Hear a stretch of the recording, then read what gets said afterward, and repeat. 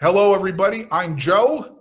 I'm Derrick. And I'm Matt. And we are your hosts for Beats, Balls, and Bourbon. That is the official video podcast of the Groove Machine here for Lucid City supporters. We are your drumline. We are your heartbeat, if you will. I think that's a pretty good idea. We are the heartbeat of Lucid City supporters. How do you feel about that, Derrick?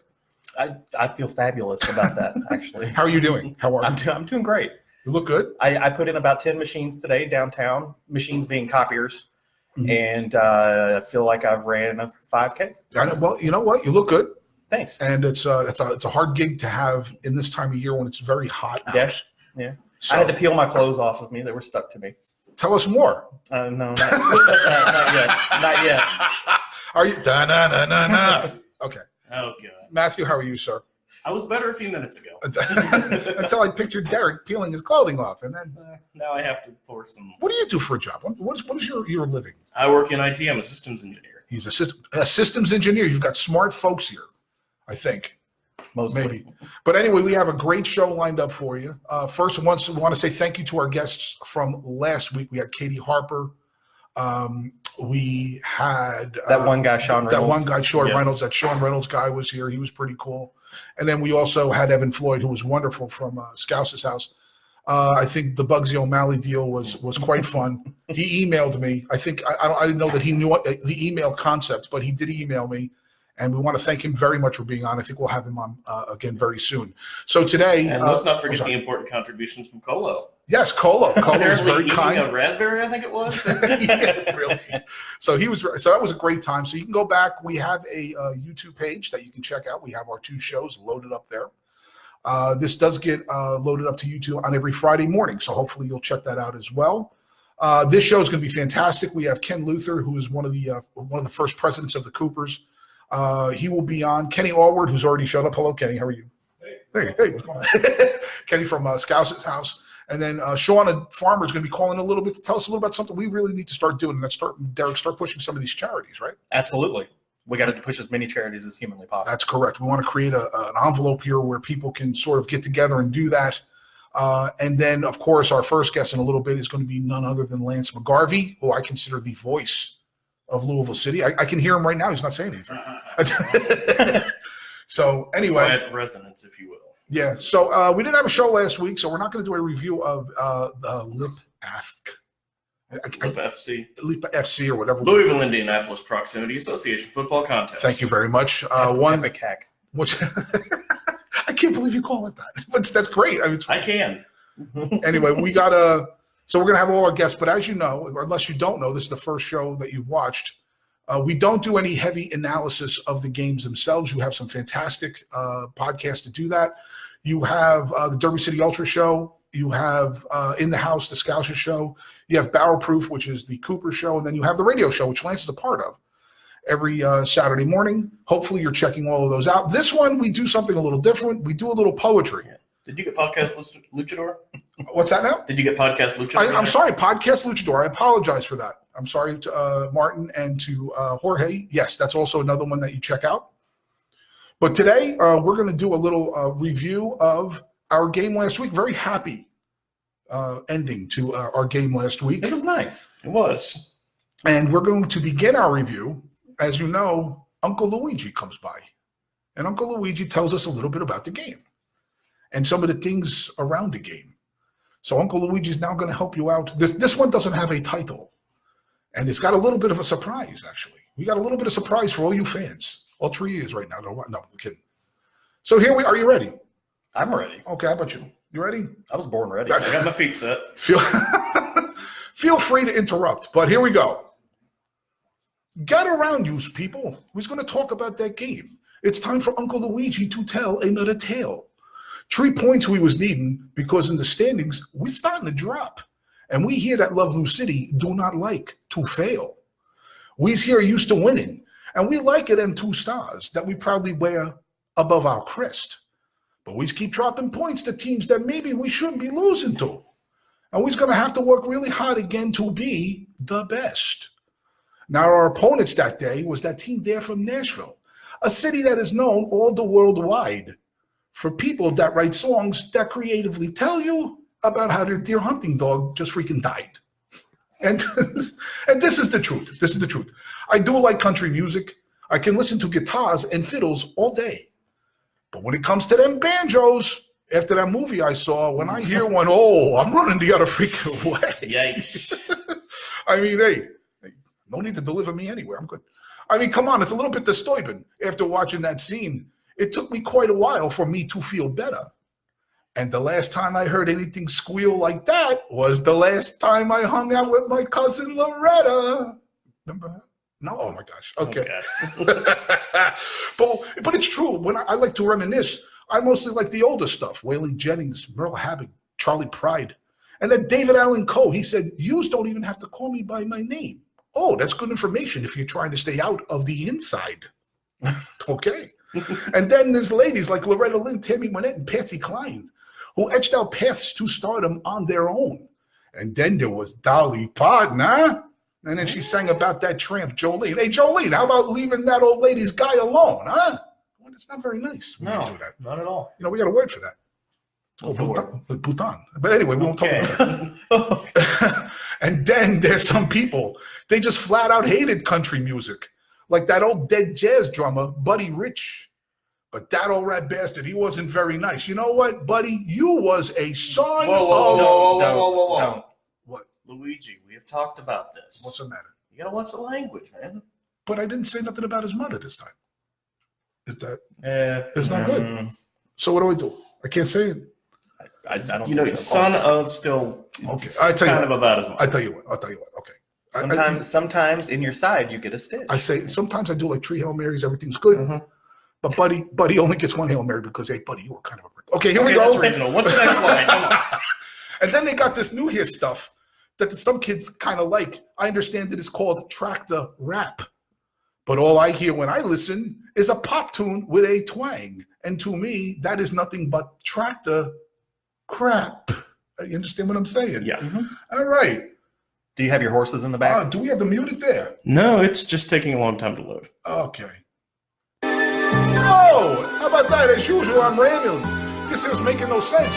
We're here to talk about the game. Don't want to take too long. So in honor of my patron saint, old Frank Sinatra, and the fact that this is Nashville, I'm going to do the recap of the game this time in a song. Are you ready? It was over 90 degrees. It was hot as you please. On the 6th day of July. And you know, it was so freaking hot out, I kind of felt like one of them trouts on the wrong end of a fish fry. We were steamy and we were sweaty, but you know that we was ready. We stopped the fun at the tailgate and then we marched in. Because we were all set to see our boys in purple get, you ready? A summer win. Not bad, huh? I like it. We sang My Old Kentucky Home, and like bright hair purple through a comb, it was fine and loud. And I don't know what it is about that song, but oh my own, it makes everyone feel so freaking proud. But then they scored. It stunk up the joint. And old Magnus, we love him, but he kind of kicked an extra point. And we was down again 1-0. What a sin. And I was praying, dear Lord, hey, what do we got to do to get a summer win? It's a happy pot. Get ready. In the second half, Lou City showed Spock anew, and Paco used his noggin to put one true. It was tied up, Lou City, here we go. And then that cat Obi, he ran really fast, kicked it in the box to that guy Hope and No. That gave us hope, you know. See what I did there? I like it. And the new guy, he kicked it in the net. And bada bing, that was that. We won 2-1, and our joy was unabashed. Not only did we get a summer win, we won the Sour Mash Soccer Bash. Hey, and you know what? What? You know what? Tell me what. I'll tell you what. We kicked their ass. right, not bad. like it. Thank you. Thank you. Okay, and a couple more lines. It is fair to say I was getting a bit nervous.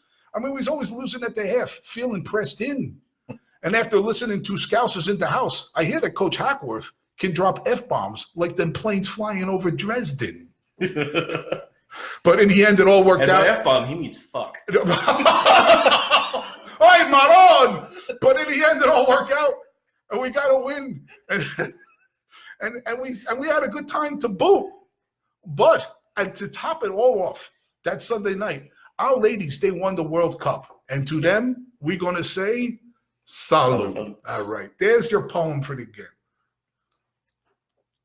What'd you think? Did we do okay? I think that was pretty good. That was beautiful. We just picture in another month or two, we're gonna have to have like Dean Martin and Sammy Davis Jr. imitation. I know that's the whole thing. We could be, if they got the Rat Pack, we could be like some other pack. We're gonna have to dress up like cosplay. Yeah. If I don't lose weight, I'm gonna be in the fat pack. I don't know Oh, about jeez, you. Louise. But hopefully you all enjoyed that. That's what we do. So good news. Let everybody talk a little bit about our big win. Huge 3 points that we got and a very necessary win against a team that's kind of tough to score on. I think that's the first time they've lost a game in all year where they were behind. So what do you think, Derek? Give us some of your after beating. By the way, Derek was awesome on the drums again. Yeah. In that super hot weather. Go ahead. I've significantly decreased my drinking at games, and it causes my hands to actually have feeling in them while I drum. That goes a long way. So after the game was over, I couldn't grasp my steering wheel as hard as I should have to drive. Oh my gosh. Yeah. And it was so funny. I got to tell everybody. There's a thing that we do every now and then when we're playing the games where somebody will sneak up to somebody and pour beer on their drum. It's called a beer bomb. And it's fun. It's a lot of fun because you see that, you'll hit the beer and all of a sudden there's beer flying all over the place. But Lincoln, your son, was sitting right by there. I wasn't even paying attention. And I'm like, oh my gosh, you're going to get beer on the poor kid. So I apologize for that. Lots of 6-year-olds get beer on this. Yeah, it's a soccer game. So anyways, anything else you wanted to add to that? I hit the drum a lot lighter after the beer hit it. But Matthew, I appreciate you not doing that to my drum, which has a lot of electronics on it, so to light it up like that one time. Right. Yeah, that sucked. The drum's actually sitting right over there because it's being refurbished. Okay. I think if you walked over and smelled that drum right now, you could smell all the Miller Lite that you could possibly ever want to smell in your entire life. But I'm never going to smell a drum when you tell me to. You should, though. Smell the drum. It's about the experience. And it was hot, boy. It was hot. So that's all I got for that game. We won. It was fun to see the new guy, Hopino, who seems to be quite the character I listened to in the house. Mm-hmm. Okay, which they did a great job interviewing, by the way. And I really do mean this. They did a great job interviewing Coach Hackworth. And he's quite the cut up. So eventually, as time goes on, maybe we can get, we're trying to avoid having players on here. We've got 4 things where players go on and coaches. Yeah. We really want to focus on the supporters, and then we'll get to that. We're just trying to work the format out. But Yeah. Anyway, thank you for listening so far. Hope you've enjoyed it. It is time for guest number 1. Okay, he is, I considered, the voice of Louisville City. He has become an important part of the culture here, and he's quite the nice guy, I have to say. You don't think you're a nice guy? I think you're a nice guy. He's all right. I've never heard you use a cuss word. That's a lie. He's a nice guy. That's quite the lie. But he's a local fella here from the Louisville area in the great state of Kentucky. All right. All right, Lance McGarvey. I know I don't have to tell you to sit next to the microphone. No, not at all. But you're very kind, and I do. It's good to see you, Joe. Always. I do have to say, thank you. It's nice to be considered the voice of Louisville City, but there are several voices, and you got my buddy Kevin Kernan, of course, and Howie Lindsay hosts Soccer City, and there have been Jeff Greer does the color commentating now on the radio broadcast. So one of the voices, but it's kind of been fun to be here from day one, and I do really, really treasure that a lot. And that's where I want to start with. I want to start with just maybe a quick shot of who you were, like where you grew up. What did you do before up to the day that you announced your first game? Just a brief background of who you are. Well, I grew up in Owensboro, Kentucky, so I'm just a small Say town cheese. boy. Kenny's taking a picture of us. Go. Hi. Hello. Small town boy, but moved here in '87 to go to University of Louisville, and then married Suzanne, who went to Sacred Heart Academy, and from the Highlands girl, kind of thing. And just never was going to be able to pull her away from Louisville. And it's a fantastic city. I can't imagine living anywhere else. It's the perfect place to raise my family, 3 kids and all that. Always been a big sports fan. I believe you have. You have a baseball background? Is that true? A little bit, yeah. Both my boys play very competitive baseball. Oh, okay. And it's just always been a love and a passion of mine. I know that a lot of soccer fans don't care for baseball for one reason or another, but I absolutely do. And as you know, Joe, until about 5 years ago, you didn't know anything. I would have probably ranted against soccer. I would have been one of the guys that called it a Euro sport and a bunch of sissies, blah blah blah. But that was out of complete ignorance. I'll tell you a quick story. I hadn't told this one before. When I was 10, I had 2 of my best friends, Keith and Clint. And we were just all-American boys, just played sports, whatever, shot BB guns, whatever we could get into. Mm-hmm. And they both signed up there was a rec soccer league. Okay. And they signed up for it. And my dad wasn't a soccer fan at all. He was like, you don't want to play soccer. I mean, whatever, nobody played. And so they played, and I was a little bit jealous, but I was never going to tell them that. And it's the first time I've ever openly admitted it. We were actually playing football, pickup football in a schoolyard one time, and at recess. And nobody wanted to play. They all were playing soccer. They were kicking a soccer ball around that someone, I guess the coach had bought for the school. Mm-hmm. And I said, Keith and I were standing there with the football, and I was like, I don't guess anybody wants to play. I said, they're over playing at sissy sport. He looked at me, and his eyes just glowed with rage. Right. And he threw the football at me, hit me in the stomach, said, I'm not going to say what he said. We were only 10, but he said a few choice words, and he said, I'm going down here to play. You can't play because you can't run that fast. And back in the day, let me just throw this in before we go on. When I was a kid, the town that I grew up in, you see, unfortunately, Derrick, you might be able to expand on this a little bit because you played. The physicality of the game 20, 30 years ago, a little different than today, right? I mean, because I remember if you like, I wasn't very good. I played rec league at the best, and I was not good. But if you faked the foul or if you dove, your teammates got on you. Oh yeah. Did you ever deal with that or? I most of my career was spent playing indoor soccer. But okay. I mean, they'd still get onto you though if you feigned injury or slowed the clock down, anything like that. I mean, it was like hockey for indoor. But outdoor, they really discouraged diving and and like they would make fun of you if you dove. Right, and that's when you start using the words that you're using. That's because there was for some reason they didn't think people tackled. But the physicality of soccer when it's played correctly. Now, I don't think it should be a physical sport solely, but there's still a physicality to it. It's definitely physical, and that was the first thing. Okay, there's 2 things I noticed on that first game, that Little City game against St. Louis, and that was we had 6,500 people on a cold day in April. Right. The first thing that caught my attention was the marching of the 2 supporters groups. That just, no offense to anybody that was there, but it looked just ragtag. But there was so much like real passion and organic passion. It just, and I asked Joey Cecil was sitting with me and Steve Peak. At the time, I said, Steve's the one that got me involved with Little City, frankly. And so I said, how can they have this much passion for this team they've never even seen play? This team doesn't even exist until 15 minutes from now. Right. And they said it's not a passion for Louisville City necessarily. They're celebrating the passion of the sport. Right. And that kind of hit me kind of hard. And then Joey was very patient with me because I wasn't very respectful, I think, as I should have been during the situation. I was just happy to be there and for narcissistic reasons, just wanted to hear myself talk. Right. But then when I saw how physical and how talented and how skilled these players were live and in person, and I knew there was no way I could have ever done anything with my feet and my body the way that they were doing, it gained my respect tremendously, and I was hooked from that day forward. With the supporters, and I'm assuming that because you were the announcer, you had some contact with the front office, coaches, players, or was it them first and then you reached out to the supporters, or the other way? It was Joey Cecil and Steve Peak, really, and Amanda Duffy, because things were kind of odd up there. I mean, we didn't really don't know what we were doing, to be very honest. I mean, as far as the production of a game, we had basic ideas, but we learned. I mean, that first game we didn't even have the scoreboard. We scored, went up 1-0, and I looked around and I was like, "Where's the score?" The scoreboard I see is the bats and the away team and runs, hits, and errors. Where's the scoreboard? and they had to digitally manufacture one in the middle of that game. Really? And in the whole season, they had to rebuild that code or whatever to add the score. I mean, it was crazy. But so we learned on the fly a little bit. But to answer your question, it was basically the three of them and my good friend Bob Ramsey, who plays the music at Slugger Field, and he's done that for the Bats for 25 or 30. Fantastic guy. But we all had a lot of fun.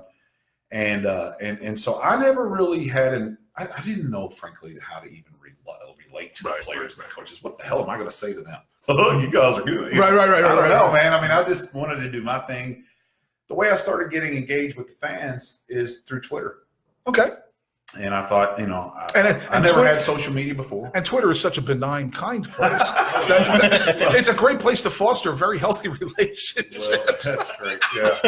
I've lost a few friends. I hear that. So have I, Twitter, pal. Since the time's been on. But it's because you can't convey what your real emotion is. It's there in black and white in print. It's hard sometimes to convey either a little tongue in cheek or whatever. Right. So, but look, I just wanted to engage with those folks, like people like you, Matt, and Derrick, everybody that was down there having a good time at a party. I wanted to know them.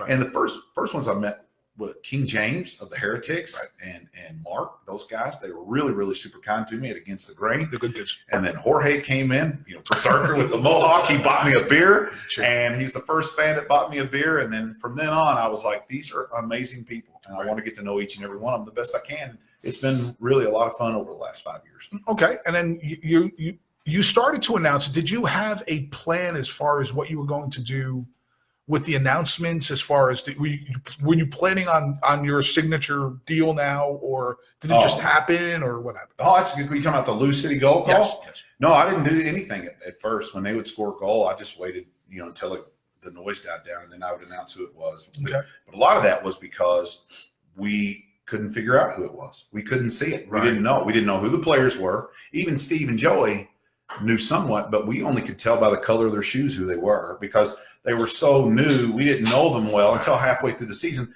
And then you cannot see the other end of the field from where our position is. I mean, you can't tell at all. Now I can, because I know who's supposed to be where and who it is. But the Lou City goal call actually started out, I think the first time I did it, it was Louisville City FC goal was what I said. And it was all drawn out because it was so brutal and so bad. Yeah. But I wanted it to draw out until we could figure out who it was that scored the goal. Right. Then we could announce the goal. So that was the whole point, because I felt like we're just radio silent, because I've been doing basketball for some years. And like basketball, you immediately, you know. And there's a lot more interaction with the crowd when you're doing other sports, because there's so much more. Like, you can't interrupt and say, "Hey, there's a penalty." You know what I'm saying? Exactly. It's like it's not the same, right? No. Would you like to answer this? I've got a scenario for you, Lance. Okay. So you're sitting in Saints Pizza and Pub. Love you, Bruce. Yes. Big shout out. Bruce Jarrett. There's a guy in there, and he's watching American football. Okay. Yeah. You sit down next to him, and you start looking at the TV that's over in the corner. It's got soccer on it, and he notices you watching it.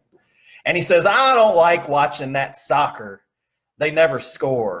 I just hate it." What do you say to that guy?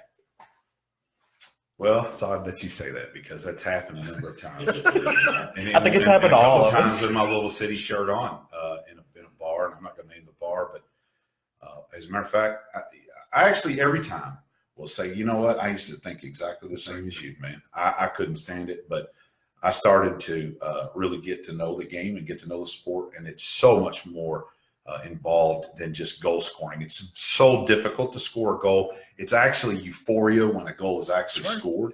And I said, and I would say to that guy, football fan, I would say, if you break down football, they really don't score more than 2 or 3 goals a game in the NFL each anyway. They just get to add on the field goals because they almost scored a goal. Right. They almost scored a touchdown. Good, close enough. We'll just go ahead and kick it and get some bonus points. And that's just fabricated in the sport just to add to scoring.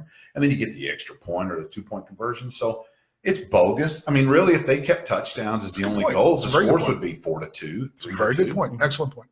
Yeah. And they wear all those pads.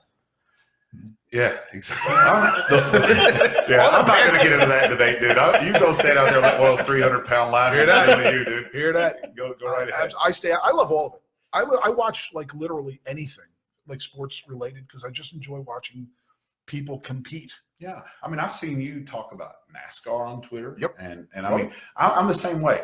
I don't see why being a soccer fan is exclusive to other sports or precludes you from watching anything you want to. I don't know why that kind of is there. And I do understand a lot of soccer fans have kind of really have gravitated towards the sport because it's not the traditional baseball or football or basketball. Maybe some reason when they were young and kids and they were left out or weren't picked or whatever, they developed a little bit of resentment towards that. I've talked to a lot of soccer fans. I know that's where a lot of folks come from. And then but soccer was very embracing to them because they need fans. And so it was kind of a place for them to make their own niche. But no, I really don't understand why. It's an amazing sport. It's the world sport. And I'm very happy and very pleased to play a little bit of a role in being able to help advance the sport here in this city of Louisville, because there is a lot of room to grow. And when we build this stadium, it's going to be absolutely crazy. The sky's the limit. Leading to the stadium, I just saw the first picture today of the press box. Have you seen what that? I mean, I'm just stunned at how beautiful this. It's like every time I look at a new picture, I'm like, I feel like a geek in the sense that I just say it. I just keep, wow, that's really cool. Wow, that's really cool. Look how cool. I just keep saying that. Have you seen that yet? I mean, I'm assuming, have you done a tour or anything? Like, we haven't done any tours yet. I haven't. Well, Brad Estes took me on a tour about 2 or 3 weeks ago before it was all kind of boxed in, and he took me up on the scaffolding. And there was just a platform to walk out on, but I got a chance to walk out there and just see what the view would be. Okay. And it's just, I mean, I started kind of getting chills, and I couldn't believe it that this is where we're going to see so much magic happen, and that we're going to have this viewpoint, because where we are now, I mean, Slugger's been good for what we needed it to be. It served its purpose, and I'm thankful for everyone that's made that work. You know, and I could go on. I'll tell you what, that's another thing that chaps my behind is when other fans ridicule us for playing in a baseball stadium. Whatever. I say, look at the incredible success that we've had from day one that cannot be duplicated. Nobody else in the league has done anything like what we've done, period, in the USL. And we've done that in spite of the fact that we play in a baseball field. And we've had huge crowds and huge success from a standpoint of attendance all the way around. And we've done all that in spite of the fact that it's just obviously a terrible pitch to play on. We just go right through it. Imagine what we're going to do when we have a new stadium. And that's what, you just touched on something that's really cool, is the fact that eventually 10 years from now, we're all going to look back at this and we're going to be like, hey man, remember when we were at Slugger? Right now, it's just a giant pain in the ass, especially if you're loading stuff in the, if you're doing all that stuff, it's just a huge pain in the butt because you constantly have to carry the stuff around. The acoustics, you can't hear what's going on across the other side of the stadium. You're trying to do communicating. But you know what? I'm going to touch on something real quick too. I'm sorry, 30 seconds. When I was a kid, when I used to march drum corps, there was a stadium in Jersey City, New Jersey. It was called Roosevelt Field. Okay, it was stinky. It was by the meadows. The friggin' thing smelled. Parts of it smelled like urine. The stadium was nasty. But the best show that we went to all year was at Roosevelt Stadium. And now all these guys that are 30 years on from when we used to do that show, all you hear is, hey, man, remember the dream show at Roosevelt Stadium? So it's exactly the same thing as you said. I mean, the memories, and the question I would have is the memories that we're building now, what's the one thing that stands out? Either it could be a game, it could be a moment, whatever. What's the one thing that you think stands out the most for you in the last 5 years?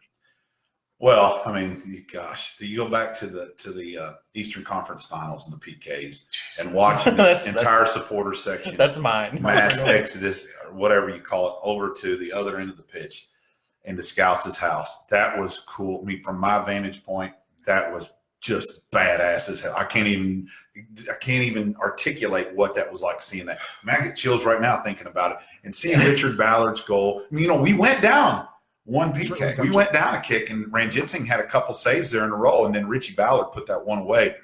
I mean, I'll never forget the euphoria. And it's obviously you got to talk about the USL championship. Whenever we won that at Slugger, to me that night was ridiculous. It's a cold night in November. It's 9:00 Monday night start time. I mean, come on. And there was almost 15,000 people there.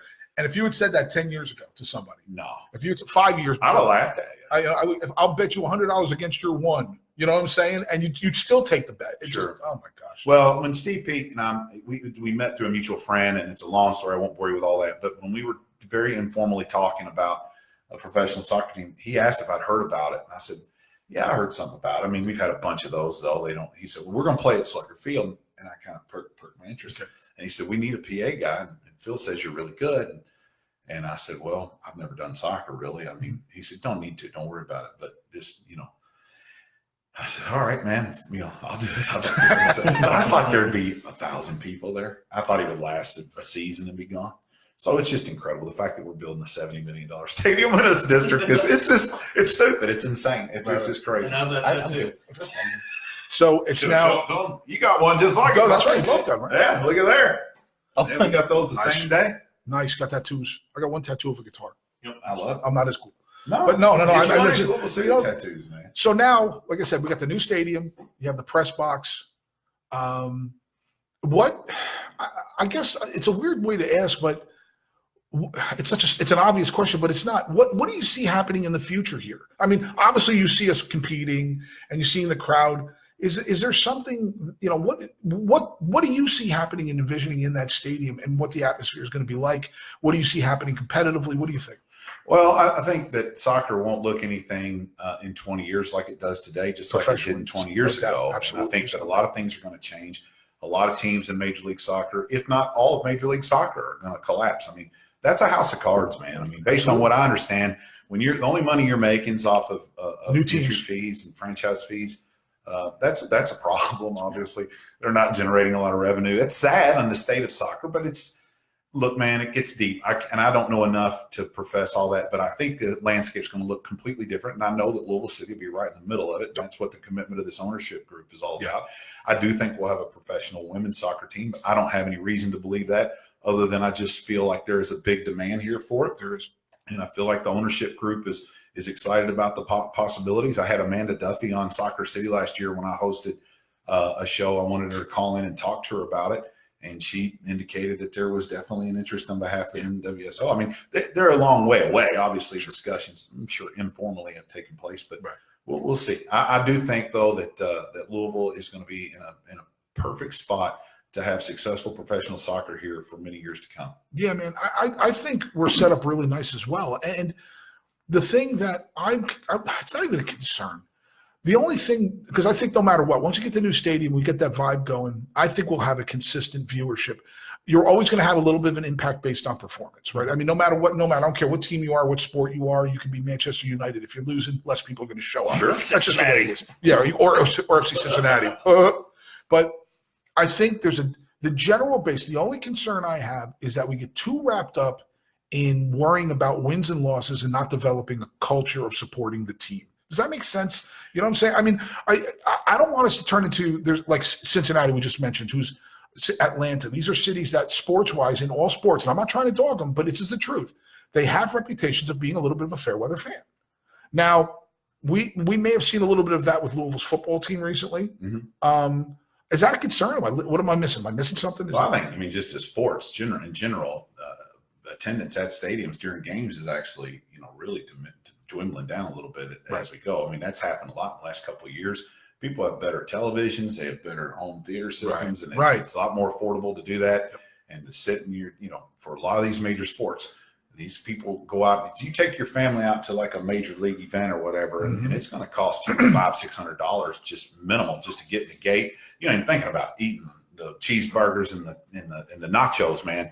I mean, it's crushing how expensive it is to go to these games. So I think that again, as we move forward, maybe it's good that we didn't jump into the major league. I think it's a blessing. Are you kidding me? Absolutely. I think that's a blessing that in disguise at this point. You have to have a real. Let's face it. You have to have a body of people that are going to consistently come support the team, and we do. And we're building it. This year, I feel it more than ever. I don't know if you guys feel the same way, but I feel like we have in the thousands every game that are truly going to be there. No matter what. I totally believe that. And that to me matters way more than, hey, let's sell $1 tickets over at the gas station so you come to our game so we can get to US MLS. Well, I'm going to disagree with you on one thing. Okay. I mean, no matter what, that's pretty broad because I think if we were bringing in, 10-win seasons and 5 and falling outside the playoff ranks year after year after year, I mean, the games would not be any fun. You're right. That wouldn't You're be right. fun to That's go right. to. We'd be, Absolutely. and I think that the ownership group understands that. Right. So they're going to continuously commit to being a winning organization, Right. both on the field and off. And that's why, we didn't know that coming out of the gate. We didn't know that from day one. But I think you look at the fact that they brought in John Hackworth, man, after O'Connor left. O'Connor was kind of a lucky find, a great, just a great find. But they went out and looked for the guy that was going to take us to the next level. Absolutely. And that's John Hackworth, and I fully believe it. I'm a huge fan. Yeah. So, I mean, Brad Estes, the whole group, they're all working extremely hard to make this, again, a winning product both on and off the pitch. And that's what I mean. And to wrap up my part of it, I think that we've had a lot of blessings that we just don't count enough. Brad is definitely one of them. Mm-hmm. The ownership group, definitely one of them. I mean, they don't have to invest what they're investing. I mean, I understand. Look, there's a financial aspect to it, but there's more than that. It's not just the financial aspect.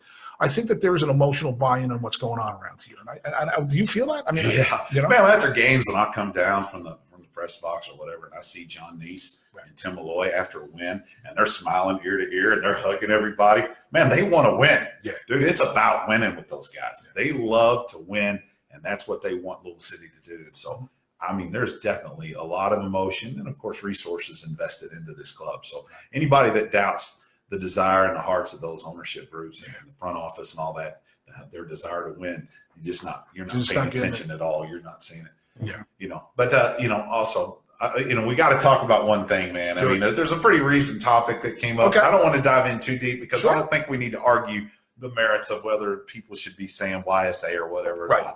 That's not even up for discussion.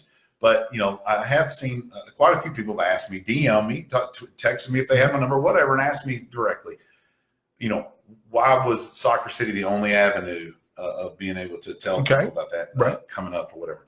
And the thing is like, if I were going to make any other public address announcement, we wouldn't talk about it at all. I mean, it wouldn't even be worth even mentioning to the fans that I'm going to be doing this. But true. And actually, when I was made aware that we were going to be making that chant I was going to be making that call out saying Blue City over the PA system immediately after a goal kick. I want to make that clear too. Right. I don't say anything until a keeper kicks it. Right. That would be really wrong to do that as he's kicking it. I'm not going to do that. Agreed. But immediately after he kicks it, I say Blue City, and I wanted to I asked for permission. Can we talk about this on Soccer City? Right. I want to let as many people know as possible that this is coming so that they can jump in. Because here's the deal. What was explained to me was the leadership of the supporters groups on the Cooper's end and then on Scouse's end. We're going to kind of disperse this information through the supporters groups and get everybody on board. I know how extremely difficult that can be. Yep. I mean, and I wasn't seeing anything out on Twitter about it. Right. So I knew that it probably wasn't going to happen the way that we were all kind of hoping it would. To join in and say Lou City with me and call back one end Lou, the other end City, and go back and forth. So I just wanted to make it create an awareness. And so the fact that the front office took a lot of criticism over it, I mean, are you kidding me? We got to make an announcement. Well, I don't think it's not a major change. I'm just saying a public address announcement over the system. I don't understand it. I don't think they took a lot of criticism for it. It's just that I think that squeaky wheels make the biggest sounds. That's a good point, Joe. And I think that and I'm not even addressing that specific topic. In speaking in general, I have no problem with the front office coordinating with supporters on trying to come up with solutions on how to make things better. There's nothing wrong with that. It's when the front office turns around and it goes two ways. If the front office turns around and says, "Can you guys do this? And we really expect you to do that." That's one, and we don't. That's that. But at the same time, when the supporters go up to the front office and they turn around and say, "We're going to say this whether you like it or not," I mean, that's not good. That's no matter. It has nothing, I'm not talking about anything. That's not even about that specific topic. I mean, in general. Right. So I applaud when everybody works together. And that's kind of the thing where, and Kenny, we'll talk about that later. And Ken will be here too. The whole idea is to work together. I love it. I love the fact that the supporters groups and the front office can all, coordinate and get on the same page with all that stuff. The front office didn't decree anything down. And look, the front office didn't tell a single person, you can't say you suck a hole. Right. And said not one person was told they can't do it. If you do it, Lance is going to be a lot louder than you over the PA system. Right. So you might as well come up with something else that's agreeable so you can have fun in the game and do it. You don't have to hear my dorky ass saying that over the system. Whatever it turns into, and then the greater point once again is whatever we have to do to work together and dash lines between groups. So we're all here for one thing, and that is to support the team. Mm-hmm. That's all that matters. I don't care what your supporter group is. I don't care what your title is. I don't care if you're an owner. When I see Nice or if I see, Tim, that's Tim. You know what I'm saying? Yeah. That's Tim to me. That's the Tim. way they want it. Absolutely. And that's the only way we're going to advance together. Anyway, anything else that you would like that we've missed that you would like to add to anything? I just want to say, I love this podcast that you guys are doing. It's fantastic. Cool. It's a lot of Thank fun. you. I love what you're doing. I don't know how you wrote that song. That's craziness. That's insane. To be able to do that since Saturday night, that would take me a year to write all of that. Extremely talented. It's a lot of fun. Keep it up. Please don't stop doing it because it is a whole lot of fun. I do love all the other podcasts that we get to hear as well. And Soccer City's there. Soccer City, just to kind of make it clear too, it's designed to speak to a very broad spectrum of an audience. Right. Like we have to be respectful of the great diehard soccer fans, but we also have to appeal to people that are sports fans in general that are not necessarily knowledgeable about soccer. So it makes it difficult to really cover that spectrum and make it entertaining for everyone. Right. But we do the best we can. I think we do a pretty good job of it. And we want to treat the sport with respect, Little City with respect. We don't have players and coaches come on as guests because, you can get that on the podcast. Yep, if you're a diehard, if you're not a diehard, that's really not going to be that interesting to you. You want to hear some, just let us talk about the game and the fun and the experience and all that. And that's really what that's all about. But thank you very much for your kind words and having me on. This is a pleasure. I want you guys keep going. We've got the best fans in the league. Right. It's absolutely incredible. I love every single one of them, whether they agree with me on stuff or not.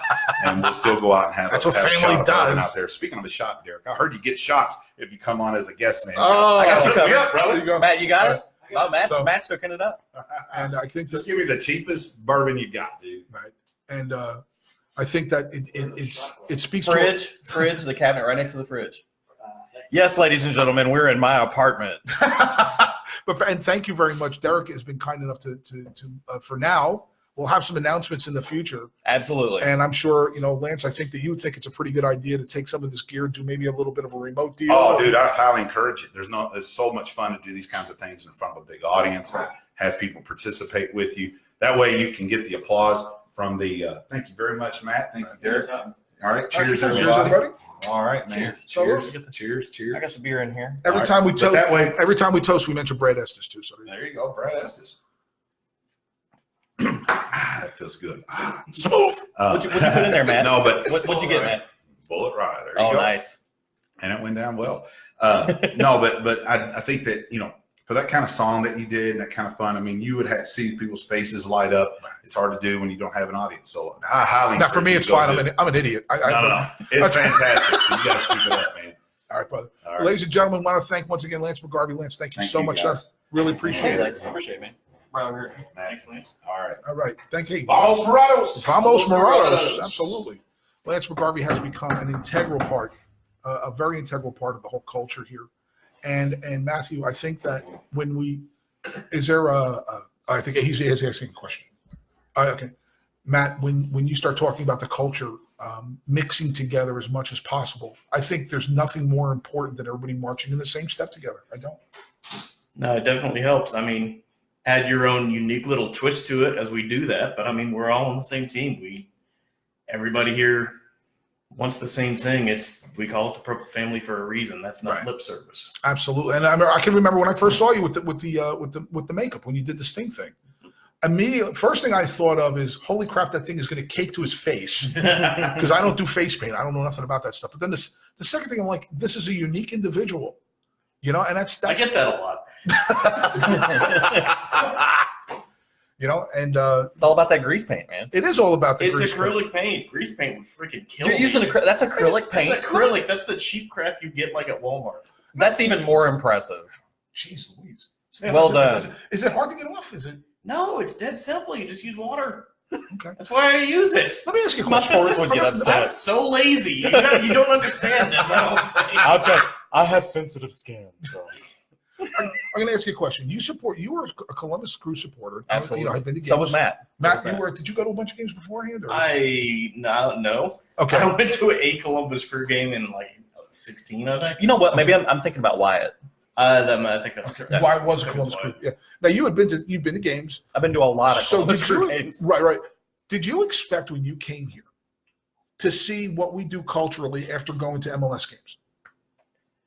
Was it a surprise? Was it not? I mean, whatever it is. It was the first Louisville City game that I don't think I've ever told anybody about the first Louisville City game. That Do it.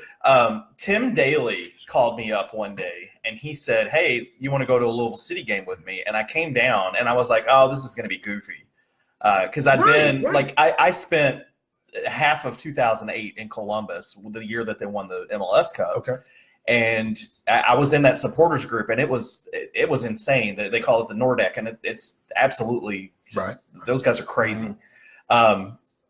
So Tim brought me down here to a Louisville Slugger game, and I'm like, hey, this isn't that bad. Like the quality of play is pretty good, and and then I glanced. We were over like on the first baseline, and like kind of far down, like in between where Scouse's house would be now, and the Groove Machine and the Coopers. And I'm like, the quality play's good. I look over and I'm like, hey, they've got a decent supporter section over there. Right. It kind of looks like the Columbus Crew. It's nowhere near the size, sure, but they've got the general idea of how this should go. And I was like, the next time I come here, I think we should go over there and hang out with the drummers. Right.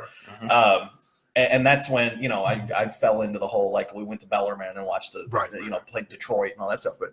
I didn't think that Louisville could do it, and that's based on what everybody had been preaching to me when I was growing up. I'm like, Louisville City will never have pro soccer, and they just won't support it. And then I sit in the stadium, and I'm like, and then I get to thinking back in the past, and I'm like, man, those people were just not on at all. Like, right. And the one thing that I think is really cool is that we talk about the energy in the support section before we give Sean a call. They talk about the energy in the supporter section. This year, obviously, the energy is great in the supporter section. But I'm telling you something. You listen to the recordings, the energy around the stadium has gotten pretty crazy. Yeah, it really has. I don't know when the last time you were up in Columbus is. I've sat in the Nordeck. We've surpassed them by a not small margin. And that's where the fair weather fans thing comes into play. Okay, yeah. And I hate to say that, but I hate to say it's kind of an Ohio thing up there. Okay. And the Browns and all that stuff, even the Bengals and everything. But, Columbus in 2008, when they were, the Supporter Shield winners and they won the Cup, everything. I mean, they were 1,000 strong in the Nordeck, and it was I'd never seen anything like it. I'm like, man, this is like the European atmosphere, and of course, the past like 4 or 5 years they've had kind of a bad time. But, right, they've had a rough time with the whole relocation. But so long as they beat Cincinnati, I don't really care. Right, there you go. Exactly. But anyway, we're going to move on a little bit. Once again, I want to thank Lance. Lance, thank you. He's still here. We appreciate that. You know where the booze is. We may ask you to get some. We may ask you to get some. Okay. I had a great time. I just want to hang out. Man. Please do. Please do. Yeah. Okay. Take care of my fish. Get the fish food. One of the things be playing the home game, he's got a 4K fish video on. He does. He's got a 4K fish video on his TV, and then last week he had a burning Darth Vader. Yeah. Yes. Which is so if we lose focus, it's because we're watching Darth Vader burn. But, yeah, I gotta have. It's got to be a comfortable atmosphere for our guests over there. Absolutely. Yeah. So since we're talking about supporter culture and we're talking about doing what we can to sort of unite it some more and move it forward, one of the things that we've really tried to get going through the Coopers, they have a group called Angel Share. And I know Shauna Farmer, who's one of the drummers in the Groove Machine, is also very active. And I wanted to have her on just for a couple of minutes. I'm going to give her a call. Hopefully she'll answer. Shauna, I hope you're listening, if she is or not. I'm using my phone. But we're going to try and get her on here, and we're going to discuss for a few minutes. I feel like we're doing like one of those dirty calls when the phone thing comes on. The Junkie Boys or whatever. Yeah. Come on, Shauna. Are you there? Watch it. She's not going to be there. But she's awesome. I mean, she's one of the drummer types. And is your refrigerator running? Shauna, we talked about this. Or maybe not. All right, we'll try again in a little bit. You have reached the voice. No, we didn't. We're not reaching anybody's voicemail. So you have Prince Albert in a can. Maybe I might have told her after Ken, but I don't think so. Maybe it didn't, but whatever. It's live, folks. What are you live, folks? What are you going to do? We are not professionals. And in about a minute, we're going to bring on Kenny Alward from Scouse's house to discuss some of the things that are going on there. And I went over there the last game. Man, it was loud. We were wound up. And we were down 1-0 when I started to walk over. Kenny was the cat that walked me over. And they scored we locked the game up with Paco when we started walking. Mm-hmm. And I was over there when we scored the goal. Holy crap. I mean, the explosion was. You know, that's one thing that I can mention. And it's funny. We're talking about like bandwagoning fans and stuff like that. If at any time, and you can always count on people, especially from Louisville for this, and yeah, maybe Lexington.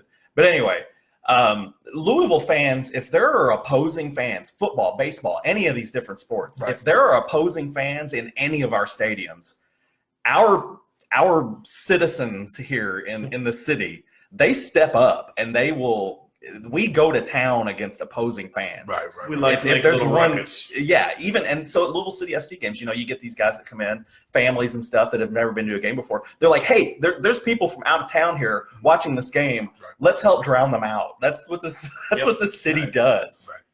I'll never forget the "Go Back to Ohio" chant. That's one of the loudest things I think we've ever done. That was tremendous. Yeah. That was really tremendous. But anyway, let's talk to our next guest here. Kenny Alward is a Scouse's House denizen who has been very active in that supporter group in a lot of different areas. And I really want to get his insight on not just how the section was built. I mean, we had Evan last week, but you're just a straight up supporter. You're not one of those people that make money. So no, the salary is very simple. It's called free 99. There you go. 99, and sometimes you get overtime. All right. And it pays the same. Ladies and gentlemen, Kenny Alward, thank you for coming on. Thanks for having me on, guys. Hope you, Yes, sir. hope you have a good time. First thing, before we even go on, do it with everybody that is on the first time. Maybe a little bit of your past and what you were and what you did before you got involved with Lou City. Yeah, so it's kind of funny having Lance sitting over here next to me. We're both third region guys, which for people from Kentucky means Western Kentucky basketball. So Nice. we grew up about 25 miles. They from play each other. basketball in Kentucky? I never knew. I grew up in New Jersey, so whatever. But I don't know. Yeah, so kind of cool. But the worst thing to do in life, though, is to either be the lady that follows the lady or the guy that follows the guy. Okay. And so what my voice sounds like coming through here after everybody just listened to Lance. Oh, my Lord. I mean, Lance does have a manly voice. You got to give him that. Could you put like a Mickey Mouse modulator? All in you here or need something, to at least I have all an you, excuse? all you need to do is sit a little closer. You'll be good to go. There you go. Yeah. So been a supporter. Started out supporting Liverpool in ’95. Ladies and gentlemen, that's the end of the show. Thank you very much. Got to go. Let me get that out there. I've got some purple stuff. Thank you very much. So '95ish when I could first start getting some VHS tapes for those that remember. So we're dating ourselves here. Back when Robbie Fowler played, Steve McManaman, those guys. So supported them for a long time. And then when Louisville City came around, we weren't able to go the first year or two, I guess. And we were actually at the J-Town. We live in J-Town, so we were at the J-Town Craft Beer Fest, shockingly. And there were some tickets that we won. Okay. So we're like, okay, we finally got an excuse to go. So I'm on Twitter that morning as we're doing, and because our fan base is so Twitter active, found Eric Belmonte. Actually, talking about, we all love Eric. Love Eric. Eric's a great I know guy. that guy. Yeah. I'm trying to get Eric. I love Eric. Eric's a great dude, and I'm going to get him on the show. He's like, I don't do live stuff. Yeah, you do. Well, he's a nerd. He's a nerd, but He's who a cares? nerd. Right. Okay, good. So Just want to let you know, Eric, you're going to be on eventually. Absolutely. I know where you live. Found Eric on Twitter. He was tweeting through Black Sheep about things, and it was the game that we were playing, FC Newport, and it was down on Clay Street.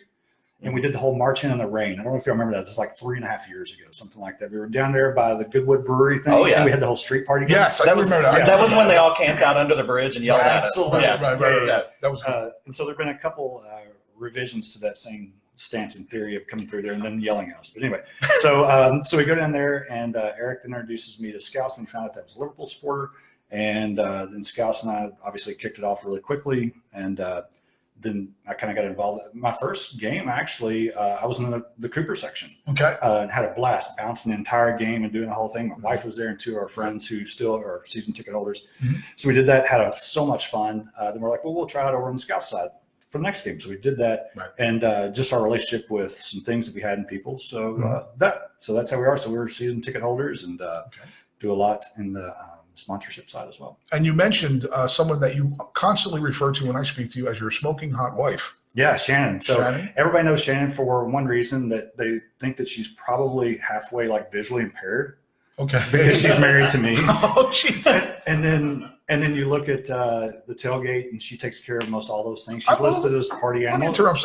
If I was a woman, I would find you moderately hot. Well, I'm just gonna let you know that. the next time you have on 4-inch heels, I will turn. I don't get a yellow card for that. I didn't even get a yellow card during the Is there a yellow during the poem. Did I I get mean, a yellow card? I prefer just a straight red right now. Maybe a 2-match ban after this. If only Facebook had Snapchat filters. Right. We do the bearded woman thing on you. That would be good. But the reason I mention her is because she's such a wonderfully kind person. Absolutely. And the reason what I wanted to lead into is that the folks over in Scouse's house, Mhm. great bunch of folks, right? Oh, yeah. I mean, Yeah. So it is. It's a very. I think there are two. The Coopers obviously were the ones that brought the team here. So Right. without question. right. So, and they have the larger group too. But we do need a yin and a yang to Absolutely. both sides of it. And so Shannon helps lead the tailgate, and she's the socialite in our family. I'm the nerd in the family. So she's the socialite in the family. As I tell everyone, if you don't like my wife, you're the problem. So she leads the tailgate, and the purple pretzel rods. I mean, I've even brought purple pretzel rods, Lance, up to the booth before, haven't I? Absolutely. Feed the bear in the press box. Exactly. Those You've are had, real good. I think everybody's had the purple pretzel rods. I haven't. I have not. You have not. No. Come on now. Okay, Why don't you so bring 'em?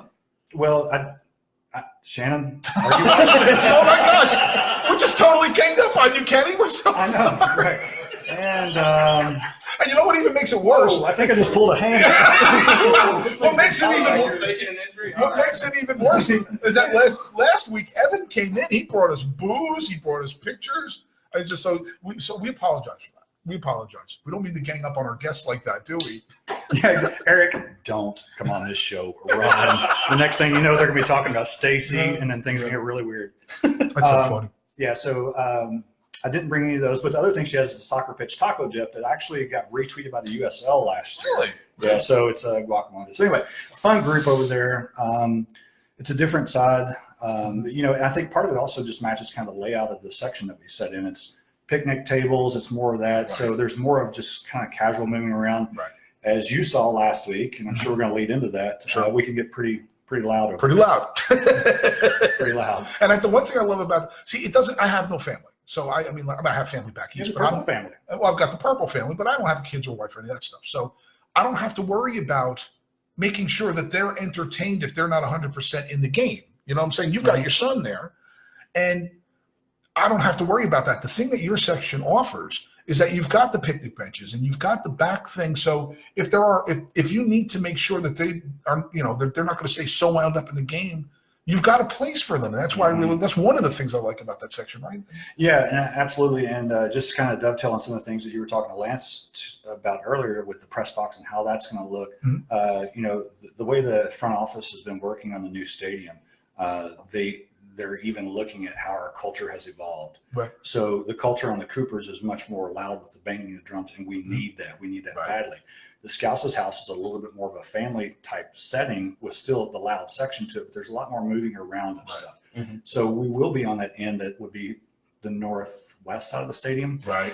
And that is going to be much more, if anybody's seen the renderings of it, that is going to be that side of the pitch that's going to be more the picnic table-ish underneath the big. It's open, man. You all get the beer garden. Yeah, man. We do. You're right. Look at the paint on his face when he said that, folks. Exactly.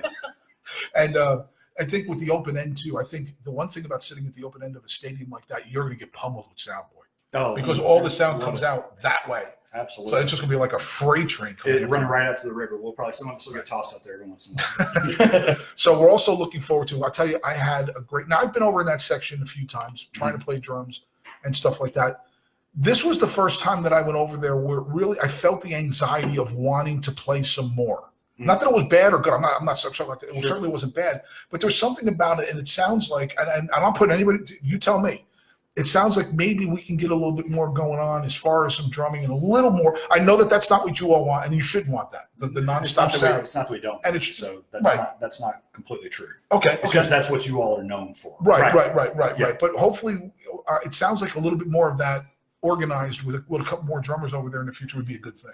Absolutely. Am I free to kind of start talking about a few of the things? I know that was kind of the direction of some whatever you want to do. The SG side, like how we're working together. So I do want to touch back on something on the YSA just real quickly about the whole Lance situation we were talking about, just because it's being such a hot topic. But so I am on that committee, so people can throw barbs at me or whatever it is from our SG on Scouse's house. And it pays the same thing. It pays $3.99 to be on that when you get called into it. And it's literally just looking at different topics. So there were some very heated takes on that, which was like the same thing. Like, I don't. Well, like I said, before you even go on with that, like I said, I said when Lance was here, the squeaky wheels, those 20 people versus the thousands. You know what I'm saying? Yeah. Right? No. To me, that's what it is. Anyway, but I don't want to put words in anybody's mouth. Whatever you want to say. Sorry. I didn't mean to beat your mic up. No, but I keep beating up your Take it easy microphone. on my mic. But if somebody else has anything they want to say about that before I get started. No, we're good. We're good. I'm good. You say whatever you want. I'm done with it. So here's the interesting part about this. Because I was in the room when we sat there and we talked about it, we also talked about 3 other things. Here's what's interesting. There were 4 takeaways from that meeting. One of the things was we go back to the old school way where the groove machine would go around the entire parking lot. You remember when we used to do that 2 or 3 years ago? Mm-hmm. That came from that meeting. Okay. Another thing was to get the SGs maybe working together a little bit differently during the game. Right. That came from that exact same meeting. And that's a good thing. The third thing was that we would literally take SGs and switch sides of the field. All for it. That's how I ended up on the capo stand, not knowing 100%. what in the world I was doing. When people looked at me like I had 6 heads. Let me just before you get to the fourth one, I am absolutely. I've spoken to everybody. I am in play drums, or even if they just say, go for one, go for half, go. Just go and hang out, enjoy it. Get to meet new people, understand what they want and what we want, and and then eventually it becomes what we want. You know what I mean? I mean, there's no we and they when it comes to that. When I say we and they, I'm talking about the proximity on the stadium. I'm not talking about groups and groups.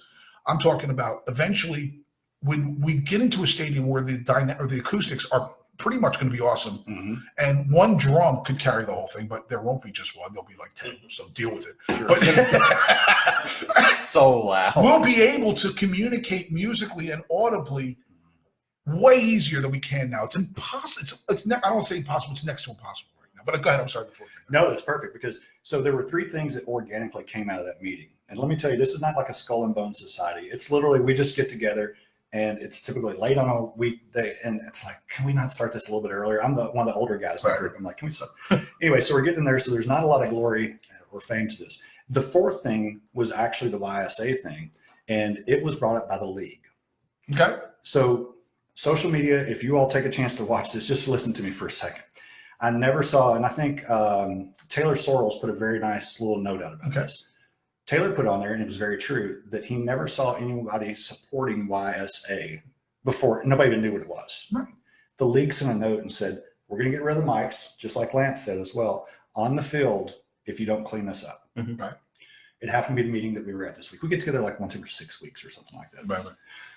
We came up with a solution, solved it. Nobody was ever out in support of it.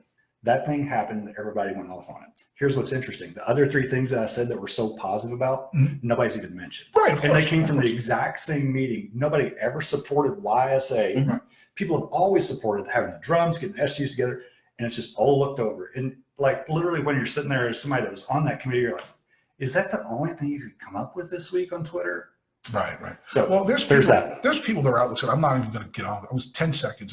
There are people whose general outlook on life is going to make them say negative things. Okay. So I'm not, and you do you. I don't care what you talk about. I have never cared about what people talk. I don't care. This is going to sound a little rough. I don't care about your opinions about me, because I'm going to do me. You do you. You do whatever it is that you want. My concern when we're talking about this drum thing is making sure that we help the supporters support the team. Right. That's all I care about. If we do a drum thing and it doesn't work, I've written a couple of things that we don't use anymore. It doesn't. What do I care if we don't use it anymore? It's because the supporters don't want it. You know. So the whole thing is to make sure that we're working in concert to make sure that we're coming up with the best experience for everybody in general, understanding that there's nuance in other areas. So go ahead. I'm sorry. No, that's perfect. So I want to touch on that because I hope somebody will retweet at least just some of the portion of what we talked about, that for anybody that wants to know what happens behind this. It's not that exciting. Trust me. We sat in a room and they're like, can we fix this? What you mean meetings aren't awesome? Right. And then I had a few people. I love meetings. Yeah. And we had a few people like, well, why don't you post something every week? Do you really post all the stupid things that we talked about in the meeting? And then you hope that you mine something out there like it's gold out of a river that was useful to you. So, the big takeaway from me from last week, and I think this is kind of one of the things that you wanted me to touch on a little bit, and you and I experienced this individually. Mm-hmm. Before the game, it was a follow-up to that meeting that we had with FO, is that to get the supporters groups working together back again. And, things happen, ebb and flows, and there's seasons of supporters groups and all that stuff, and that's fine. A concerted effort. So I came over to the game in the second half, I grabbed whose drum did I grab? I grabbed somebody's drum and started. It might have been one of the bass drums to your left, wasn't it? One of the drums, Matt, to your left. Maybe. Yeah. You might have been hitting my old one. Maybe so. So anyway, I didn't even see you do it. Yeah. So Wyatt and Matt and I were talking before with Scouse. We were just walking through the tailgates. We're like, why don't you all do this? So Scouse had some stuff he had to do. So I'm like, I'll just go over there. So go over there and kind of walk down there, and I grabbed a drumstick, and I know somebody looked at me like, who are you and what are you doing over here? So I was standing next to you, and I kind do that to me every game. Are you kidding? Exactly. So we're gonna look at you funny if you're grabbing up stuff. I don't blame him at all. That's exactly the response I expected. So grabbed him, standing next to me, gave me a little bit of cred here. So started banging on drums, just keeping up the beat and all this stuff. And then somebody said, well, I think maybe I'm not sure. I don't want to place blame or credit either way you want to take this. Jump up on the capo stand for just a second. So I did that, and then I went live on Twitter with that. Right. And because that's how we all communicate, and threw that up there. I did not grab one of the megaphones because that way. Is that outside your comfort zone, Kenny? Bad idea. I was protecting the innocent by not grabbing one. So did that, and that was really cool. And as I'm leaving there, I grabbed you. Right. I'm like, I didn't physically pick you up. I couldn't physically pick you up, but I grabbed you, so I encouraged you to go our side. So we walk over there, and then you're on our side of it, and Matt came over. Right. Matt Dalton. Yep, absolutely. And you start banging and leading the drums on our side. And it was really neat to watch the Scouse's house side singing songs that are typically just groove machine driven through the Coopers. Right. And there were some that we were like, I don't know the lyrics to this. And my wife and I even march in sometimes. You know that. You've seen us march in and bounce and lead and everything. So that was really cool. And so that's going to lead me to a question. Thank you. Is getting some of the lyrics and some of these things that are on the Cooper's page over to you all, and it's a matter of, because it's a matter of giving the people anywhere in the stadium as much access as possible to anything that we're doing. Is there a Scouse's House webpage? Is there a Scouse's House? Okay. Yeah, I'm in charge of all that. So good. scouseshouse.com. I didn't know that. Yep. It's funny how you mentioned that. So yeah, scouseshouse.com. It's called a lead-in. Go ahead. Exactly. Button pusher. Yeah, button pusher. Yeah, exactly.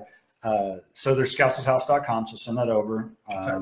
Also, I run out of Twitter, and a few of us run the Facebook page. So we'll get that out there with that. So that would be incredibly helpful. One of the things I can't wait until we get in the new stadium and we can actually throw lyrics up on our screens, because we have our screens. And that'll be super helpful for all the people that are on the SGs, right? Because the SGs really only compose. They do compromise sometimes when Twitter goes crazy. Compose probably about 15% of the general population of the stadium. So that's going to be very helpful, because there are people on the sides that want to get involved as well. And I don't know if we stuff the seats with lyrics or what. I don't know. That's one of the things I talked about for about a year now, is that hopefully somebody steps up in the middle. It doesn't have to be the same, but maybe comes up with a third supporter group. And that third supporter group doesn't have to be a really active anything. Just something that people can sort of look at and say, I'm part of this new section and this new group, but we don't do all the screaming and yelling. But I don't know. I mean, hopefully that's something that can evolve, because the important thing is making sure that. Let me go back to the championship game. I remember when we did from the championship game last year, we started the first drum beat after the goal, and everybody started screaming "City" on the other side of the stadium. Right. Reason being is that they could hear it, because the drums at Lynn Stadium, that angle is and it's aluminum seats, allow the sound to push out. as I see it, the angle at the new stadium is actually higher and it's a bigger stand. So that's that, and it's controlled. And the drums will be at the bottom. Exactly, and the bottom's at the bottom, and there's going to be 3 sides surrounded. At Lynn, you've only got 2. You've got the open end. So it's going to be loud. So I think what I wanted to ask is maybe is there a way to get out to Scouse's house and say, who wants to be a capo on the other side for a game, a half a game, 5 minutes, so that way maybe learning that stuff allows it to come over on the other side. What do you think?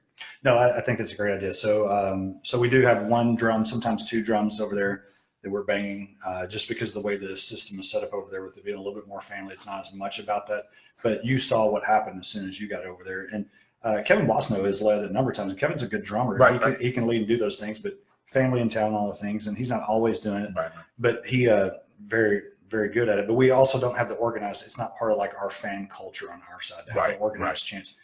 And it needs to be a little bit more of that, right? Because it bleeds into being able to do the back and forth on both sides. One of the things that was put in because I sent a little note in our WhatsApp group with the management team. I said, hey, I'm going to be jumping on Groove Machines podcast tonight. Anything you'd like me to address or bring up? And one of the people, I think Joe Woolley actually sent it to me. Okay. Joey said, hey, can you all discuss how we can get better at doing kind of like the back and forth about how do we signal to one side that we're doing Lou City or whatever that case may be. So what are y'all's thoughts on that? Surely y'all talked about that. Well, we have. And the biggest problem with that is the acoustics in the stadium, number 1, are terrible. It's legit. It's just the stadium. It all comes down. And I remember Kenny was standing Mike was standing right next to me. Yep. And I said, Mike, we were in the middle of the game, and it might have actually been right after we scored the second goal. And I said, Mike, listen to what's going on over there. Can you hear it? And he looked at me. He's like, there's 10 drummers playing right now, and you can barely hear it. Yep. That's because the acoustics are awful. You've got open end. You've got, even behind you, you've got 2 or 3 different things like this, and the sound can escape backwards. So it's almost impossible audibly to do that. Plus, an audio cue, it's going to take about 2 seconds, not even, roughly about 1.5 seconds to get from one side to the other, because you're talking about 150 yards. Sound takes time to travel. It's not like light. Light is instant. Sound is not. And so audibly, but visibly, maybe. I would love to get something in place, at least to get the mechanics together to, try certain things. What do you think? The one problem you run into, if it's a bright day, it's hard to see into Scouse. Right. That's a good point. Excellent. It's hard to see from it as well, because with our memberships this year, we actually have sunglasses that we've given out. So that's part of the Scouse House membership. Because literally, we stand in the sun so much looking out towards it. So I don't know, Atlanta United, I was able to go to a game there last year, and they do the Viking clap, right? So y'all seen that where it's it's deafening. If you ever get a chance to go to Mercedes Stadium and watch it, and it'll put your hairs on end. That may be something that we can do that's more of like a clap, but it doesn't have to be as fast, because that chant goes really slow. Right. And it's impressive. Yeah. The whole stadium rattles and has 90,000 seats in there. So. Right. So anyway, I'm going to interrupt for 2 seconds. Ken Luther is looking for the address. He's out there somewhere, so I don't know. He's in the parking lot. That was those dings that you just heard was Ken Luther. So Lance is being kind. Thank you, Lance. Lance is being kind enough. He's not a small guy. He'll find out. If you ever do your thing. If you ever come to this apartment complex and you try to find my apartment with your GPS, it'll put you back on the volleyball court somewhere, and you will have no idea how to get here. Is that by the witness protection program? Probably. Yeah. Probably. It's not a bad theory. I always tell people, if you see the tennis court, my apartment is right across the parking lot from the tennis court. It's very convenient to the tennis court. Especially when you get a little Wimbledon fever and you just feel like you need to go out there. There's always people out there. Yeah. It's insane. Yeah. Actually, that's I'm signaling him because he didn't have the apartment number. So go ahead. Is it yellow? Yes. Yeah. It's a yellow apartment. Where's the smoke? You got get a smoke. We'll get a smoke thing. So I'll touch on one more thing. Go So ahead, how the SGs are working together while we're waiting on him to get here. One of the things that we're trying to do as well is to do the more away trips. So let's talk about that for just a second. Yes, please do. Please do. I've never traveled to an away game. I just haven't. It's fun. It is fun. So here's my thing that my wife and I and some other people are doing. I know that we're going to do the St. Louis trip. And that's I think the first week of October.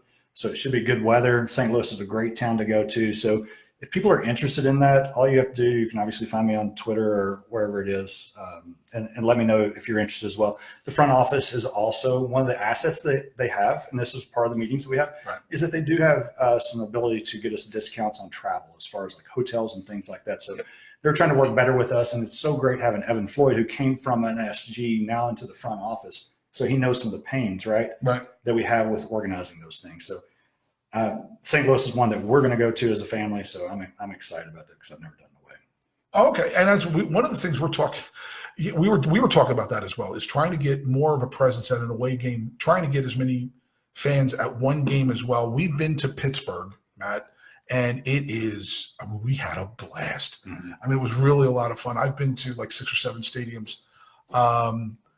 Kind of talking very, very, very preliminary conversation. And I know, I mean, we've had conversations about doing some bus trips. Let's just put it at that. But adding to the bus trips to make them a lot of fun.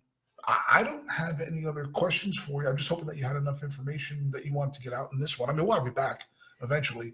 I haven't been kicked out yet. No, you haven't been kicked out yet. That's unusual. I've been kicked out a lot. Better places. Has anybody else, anything? No, I'm good. I've came over to the section a couple times this year. Okay. When I was essentially disabled and couldn't do anything. So I'm like, I'm going to go over there and sit with those guys. It's always fun. I always have a good conversation with somebody over there that's watching the game.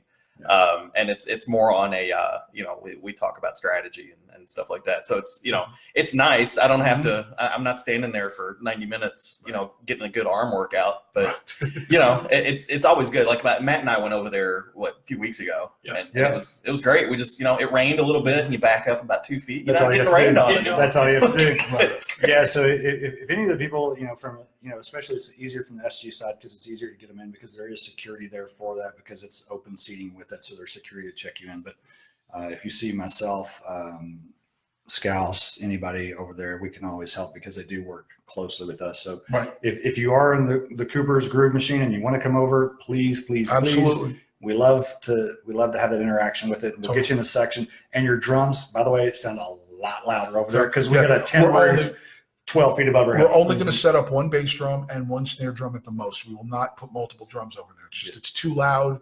It's too much. Kids. Now, when in the new stadium you'll have no cover. So it's up to you guys. If you wanted to have multiple, we can do that. If not, we won't. I mean, the whole point is that it's just trying to set up these layers so people understand. It's about supporting the team. Period. That's it. And then after that, we have different layers depending on what people are looking for. But there's still connection, and you can still have your own identity. And I can understand where people would be concerned if I was sitting in section A and people from section B were like, you should do stuff like this. I'd be like, you can go back to section B and do that. We're not going to do that. But that's not what we're trying to do. I'm going to make that for anybody from the section. I know we've talked about this, Mike, and I've talked about it with Evan too. It's just nobody's trying to impose anything. It's all about just trying to do is trying to enhance the experience for whatever it's going to be in wherever it is to be in the stadium, right? Yep. We both have our qualities that draw different supporters and different people into it. And we need that because we don't need the worst thing to be is the only person marketing something. Right. You want 2 or 3 people to justify the marketing that you're doing. That's right. Well, guys, thank you so much. Kenny, thank you so much. It was a real pleasure. Thank you. Ladies and gentlemen, Kenny Alward, I think that was, so for Scouse, you feel comfortable at your departure. Red card. I got a red card. I didn't even see it on the screen. Excellent.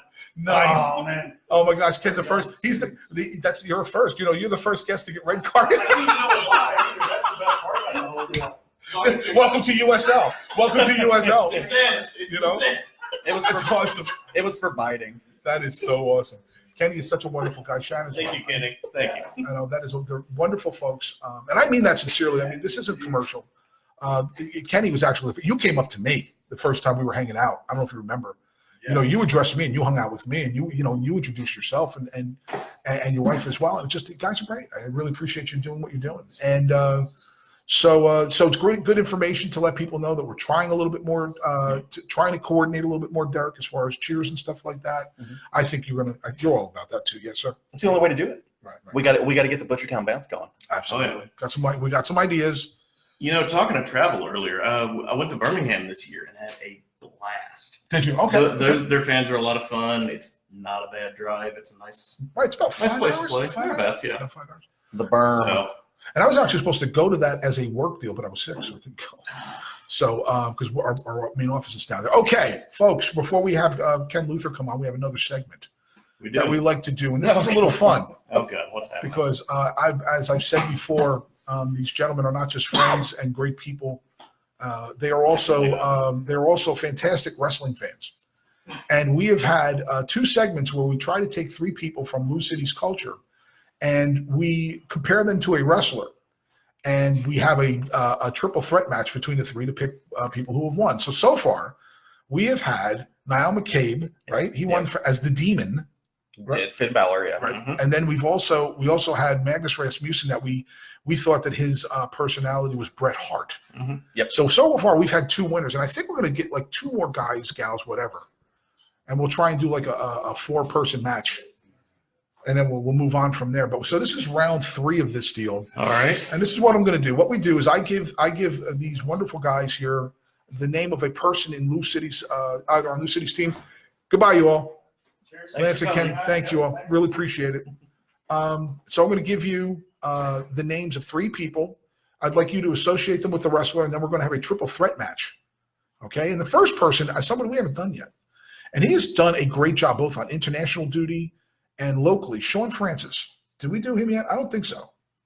I don't believe we have. No. Okay? No. All right, so let's go. Sean Francis. Let's find a wrestler for Sean Francis, and let's associate him. Sean Francis is going to be difficult. Mm-hmm. Very difficult. Tall, quiet, right? Yeah. Very professional. I'm trying to think of attributes that he's.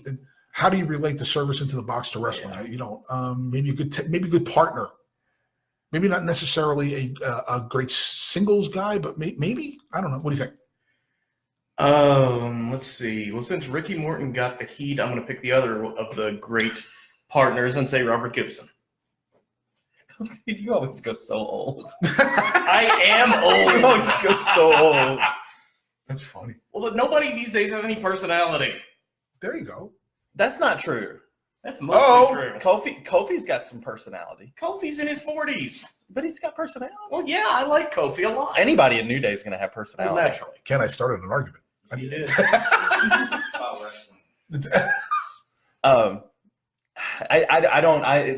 Sean Francis stumps me. Okay. I can't you could I would give him Big E just because he's a defender and he can push some people around. I was watching Sean Francis when he played for Columbus. He was around in the late 2000s, and he was a good player back then. That he got older. Big E's not an old guy, and that's why Kofi's perfect because Kofi's in his 40s. But but I'm going more modern. You're going like classic, extreme classic here. In fairness, they still wrestle. Robert Gibson still. Oh man, the Rock and Roll Express still wrestles. Wow, that's right, they do. Yeah, their 60s. You want to go with Gibson? Gibson's on the Rock and Roll Express. It's a lot of ibuprofen. Yeah. All right, so Gibson. We'll go with Gibson. Take Gibson. Yeah. All right, I'll take it. Yeah. Gibson for Sean Francis. Now, number 2 is a guy that just left, Lance McGarvey. Lance McGarvey. Lance McGarvey as a wrestler. I think you've got some options here. You've been given. What's that? Dusty Rhodes. Oh, see, I'm talking. See, you see, Dream. There's actually somebody else in Lou City's history who I have for Dusty Rhodes. But Okay. yeah. How about You're going to give me shit for this, by the way. so Lance McGarvey and Eric Bischoff? No. Lance knows what he's doing, and people like it. Good point. We haven't been brave enough to give anybody the Vince Russo treatment. Yeah, yet, no. No, if we give somebody the Vince Russo treatment, I'll leave it. You're going to give me shit for it because I'm going to go old again. Gorilla Monsoon. See, I'll take that. I'll take that. Big, deep voice, and absolutely everybody likes him. And he was a badass wrestler. We can't give Lance Mean Gene Okerlund though. No. Not We can't. It would have to be Gorilla Monsoon. It crossed my mind. But yeah. And Monsoon, if I remember, he did an airplane spin on Muhammad Ali once. That sounds like something That's that something. happened. Gorilla I think so, Monsoon. If you go back and check that out on YouTube, Oh I my like God, that. I will watch that tonight if I it's like on that. YouTube. That's a good. He's still one of my favorite commentators ever. Yeah, he was yeah. awesome. So we've got Lance as Gorilla Monsoon. Okay, and the third player also a current player that we haven't done yet. Okay? Are we That's listening? like fully half. How the team. about our backup keeper right now, Dobro? Oh my god. Okay? He's a little stylish. He's got some style to him. Yep. He's got some moxie. Right? Kind of a big guy. Not afraid to show out when he has to. So I don't think he's not going to be a quiet guy. I don't think. You got anybody? What if we went? We could go funny on Dobro, and we could give Dobro Val Venus. Oh my god. Val Venus. Oh, I'm sorry.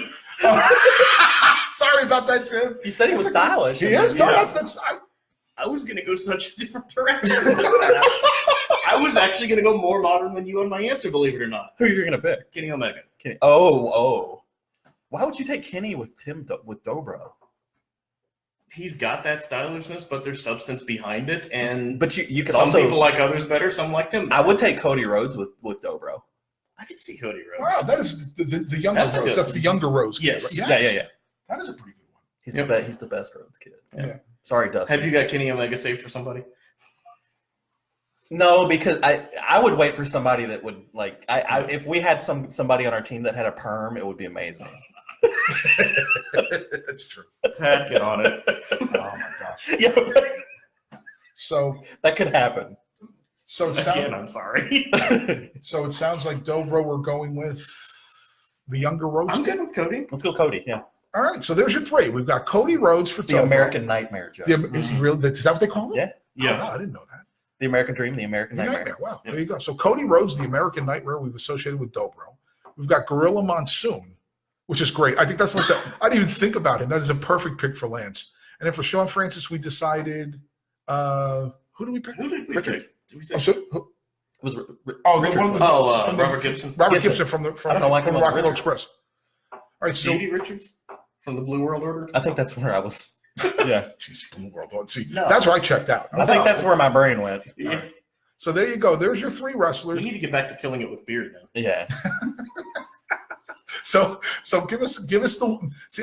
I'm very partial on this. I'm not going to say a word, but who's going to give me a winner out of those three? how good was Monsoon when he was a wrestler? Because I never got to. I never went back and looked at any of his stuff. I Like, mean, he was a 400-pounder who could go an hour. Yeah. oh wow, okay. He was one of those really old school tough guys. Mhm. Yeah. He wasn't very top of the card, but he was solid. Mhm. So he's up there. Like I said, and I think he may have been. I'm not. Gonna, there's something that went on with him and Andre the Giant too, and I'm not going to say he beat him, but I think there was. But I know that he airplane spun Muhammad Ali. Yep. Know that for a fact. I got to see that now. I'm gonna have to watch that later. Only That's one awesome. of the only one of the men has been the NWA champion though, and that's Cody. That's true. He's Recently, Yeah. like last year. Recently, He's the one who's been the main eventer, top of the card, the guy for his company. Mhm. So there's that. So you got the big style. You got the style guy. Right? You Mhm. got a style wrestler. You got a muscle wrestler. Not a muscle, just a big one of those big hmm galoots. One of those words that we used to use back in the Yeah. day. Galoot. And then you realize he's incredibly intelligent. He drops words like external occipital protuberance. Thank you for making me look that up when I was 6. The hell did he just say? Wow. Golly. Yeah, dude was really smart. Yeah, he was. I can't give any kind of. I can't talk about Gorilla Monsoon in a triple threat because I don't know Okay. anything about Yeah. his wrestling career. Cody's really he's a very methodical wrestler. He's got a mixture of moves. He's not like on a Bret Hart kind of technical level, but he's very flashy. Okay. He's got his own moveset that not many other people have. Mhm. He's the vice president Oh. or co-president Of of AEW. a So he's major got some- wrestling organization. Okay. Mm-hmm. He has that kind of moxie behind that. But as far as a triple threat, and I don't know a whole lot about Gibson. I mean, Gibson's completely out of his element there. Yeah, I was going to say because he was. Yeah. Yeah. There was a lot of flash with that. The Rock and Roll Express. I wasn't a huge fan. Realistically, you put Robert Gibson in a triple threat without Ricky Morton if he's going to take the fall. Yeah. Yeah. That's pretty much the only reason it happens. I would go if we're going to talk about a triple threat. I think that it sounds like we're kind of evenly matched in a triple threat right now. Mhm. I think that there should be some outside interference during the match. Oh. because we haven't taken a swerve yet. Oh, this is true. So what if Dustin came in and helped his brother out? Because Dustin is actually somebody on the team. Oh, Interesting. wow. Wow. Now I'm Trying to starting think who I'm Dustin would be. swerving you now, Joe. Yeah, I'm gonna say, Yeah. maybe he could be the other keeper. Who's the third keeper? Maybe it could be Ben Lund. That could easily happen. I think Dustin is Ben Lund's height, actually. There you go. Dustin is a very tall We man. just developed And the about story. twice He's also in his mid-50s or something. Damn. So Ben Lund comes in to And help out the other Dustin keeper. can still roll. Dustin wrestled in like 90.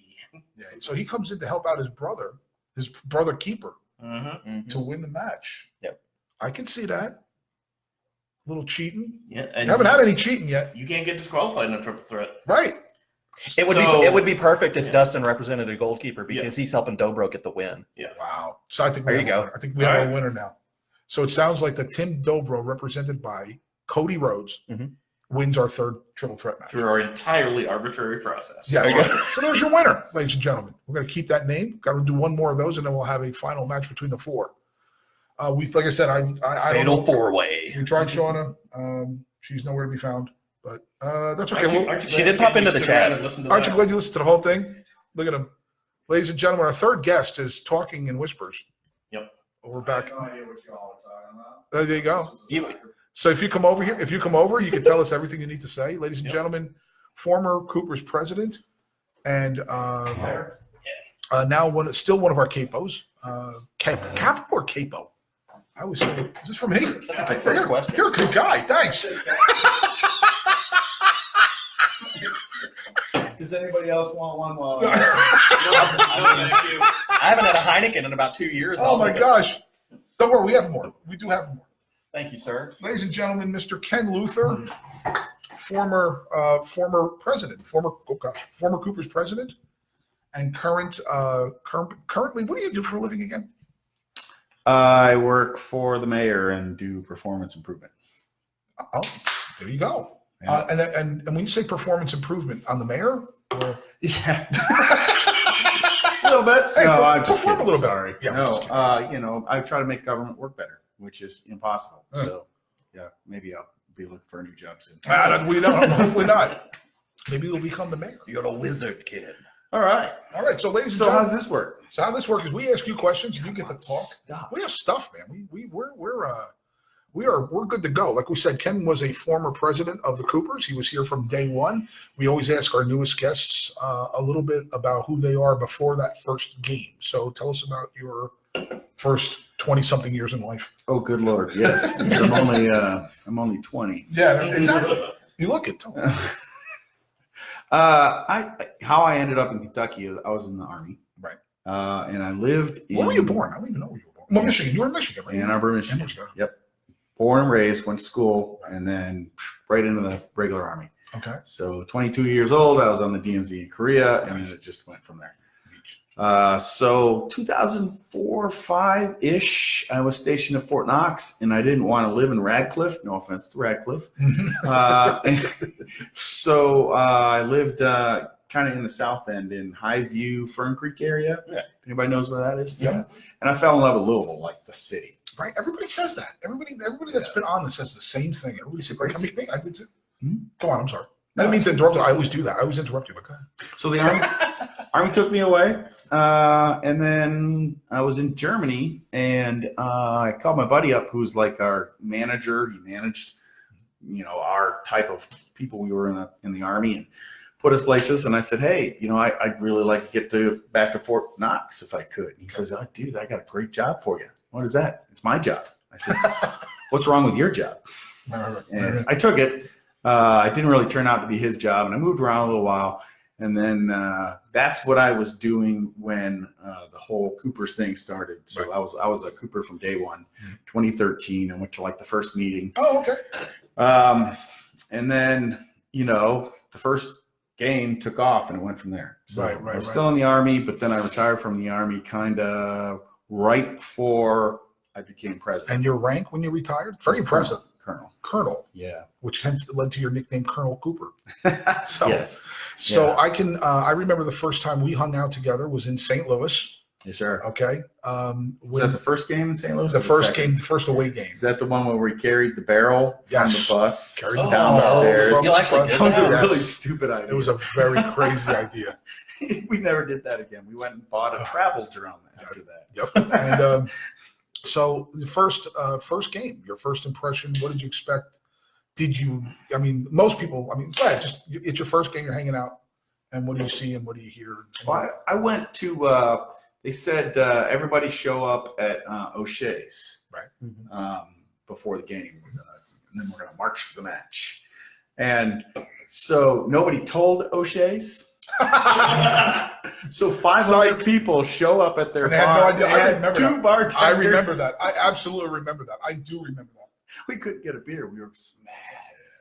Yes, but we got fired up, and there was like no organization. That's right. There was zero No offense to the Coopers and No. leadership at any time. They had no idea what to expect. Exactly. So we just took off, and we didn't have a chant between three of us, so we were just yelling, marching down the street, went into the stadium, into the sports zone, and we were just yelling, and everybody had their own chants. None of them were together. Right. And then and we got in there before the Looligans. Mhm. Remember this? Yes, I and do. then the Looligans came in, and they had like a drum, Right? and like The chants. chants and stuff. And we're like, we need a Do drum. that. We need one of those. My gosh, they were impressive when they came in that first. They were, and they might have It was their flags. first We game, had like too. nothing. Right. I mean, everybody was wearing purple, but it was like Minnesota Vikings Right, shirts. And it was even. I think it was It was the first sad. they were selling. I bought one of the hoodies, and it was all black except the little thing. And then they were selling the gray caps, and there was a little tiny thing that said Louisville on it. It was like somebody like took a stitch or something and stuck it in there. I've got to tell this story. You guys might. You remember? We went to the Chicago game when we played them in the Open Oh, Cup. yeah. I had conveniently arranged a business trip to Chicago. Right, at the right. time. Yeah. So Is that when I was already I was up in Chicago? Or are you talking about? this is the first season. Oh, okay, Right, okay. So I'm somehow or other, I'm going to go to the game, and I'm like, we're messaging. I'm like, well, I'll drive you over to the stadium. So we picked hang me out. up at my hotel. And Right, come to your hotel, and we're driving through a not suburb part of Chicago, and there's traffic. Oh, Now I grew up in Kearney, New Jersey. I'm used to traffic. He's not. So I wasn't happy. he wasn't. I don't like sitting in traffic. I hate traffic. That's why I live in Louisville. Right, Traffic's not bad at all. So he's like, I can't take this. I can't take this. And I'm I saying, wanted to get out and like walk or something. Right. Eat for You didn't want to take a golf cart? Maybe? It was I heard that you really like riding on the back of golf carts. Oh my God. Tell me about that. What's going on? I got a couple stories about that. I don't know how much time we have. Do it. but, Do it. Wait, is that your story? That's it? Yeah, go ahead. It's just that I freaked That out was in fun the car. watching you like freaking. I was going to lean into the first Chicago game. How And fun then- it was. Go ahead. And then that's when you brought Wipeout. That was the Yes, first that was the first game one. we brought Right. in Wipeout, which was an awesome, Right, that was fun. awesome. That was a fun one. Everybody was actually kind of doing it. We don't really get that anymore. Everybody doesn't do the kind of surfing thing, Right, which right. I would love to bring back. Yes, Get the whole supporter section doing the surfboard thing and then doing the switch. That was a lot of fun. That would be really cool. It was. And we've worked together a lot with Rebecca, a couple other people, to come up with some cheers and chants and stuff like that from the beginning. When did you experience a lot of that when you were in Germany? I want to ask you a lot about what it was like going to games in Germany and experiencing that, and then coming here. I mean, it's not the same experience, Not obviously. even close. Yeah. So tell people. So I was stationed in Stuttgart. Stuttgart's one of the big clubs, and the first game I went to was a Stuttgart St. Pauli match. And if you know anything about St. Pauli, their fans are just nuts. And they were visiting, and my buddy who had been in Germany forever, so he's done the whole everything, so he knew what we were getting into. He got us tickets right between the St. Pauli Ultras and the Stuttgart Ultras. Nice. We were Nice.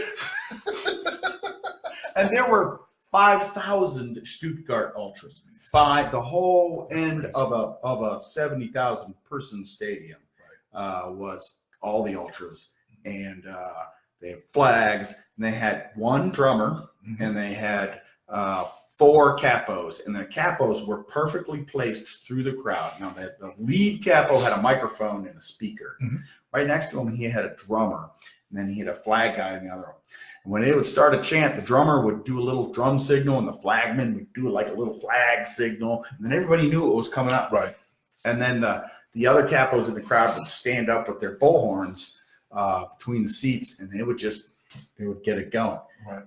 And then they had in the stadium in the upper tier, they had an old guard section. So when the ultras weren't singing, the old guard would stand up and start singing, and the lead capo would point at them, and then he would point at the regular ultras, and they'd all start singing with the. It was really well organized. Go figure. That's awesome. But also just chaotic. But it speaks to something that we've been talking about since before you got here. Over the last week or so, there's been a lot of work. But first off, let me do this. And having known you for the whole time that you've been here, I really want to thank you for your leadership when you were the president of the Cougars, because you talked about how unorganized it may have been. And that's not on anybody. I'm not trying to be crappy to anybody before that. But what you did was lay the foundation down for it to be organized. And that's not easy to do. And I personally want to thank you for doing that, because the worst thing about that is when you try to organize something and it's hard, and everybody, you're trying to herd cats, and some of those cats have opinions. Oh yeah. You know, it's not fun. And I sat there and watched you do that for that 1 year. I just personally want to thank you for that. I mean, what was it like? For that whole year? Be honest, man. What was it like? Was it? I mean, it had its ups and downs, of course. Right. When, I deliberately tried to bring in structure and organization and kind of vision, and this is where we're going, goals and all that crap that I do. But then, people are always critical of you, and, it's just, that's a real pain in the ass, because all we're trying to do is make the atmosphere better For everybody. Thank you. regardless of whether you're a Cooper or not. I clearly understood that the Coopers needed members to pay money so that the Coopers could be financially stable in the future. Right. And I still believe that. Right. I mean, we still need to have money so that we can do the things that we want to do. Otherwise, it's not going to work. Right. So that's something I was always pushing, membership and things like that. And I had my difference of opinions with various people, but it certainly was rewarding, especially to, be able to provide the atmosphere, which is, I think, the best in the USL. Yeah, it's amazing. I mean, nobody would know because they don't put the mics by us in the games, Right. which is unfortunate. But I think, I've been to other teams and things like that, and we out-sing Cincinnati every time we went up there. Lilligans are good, but they're small.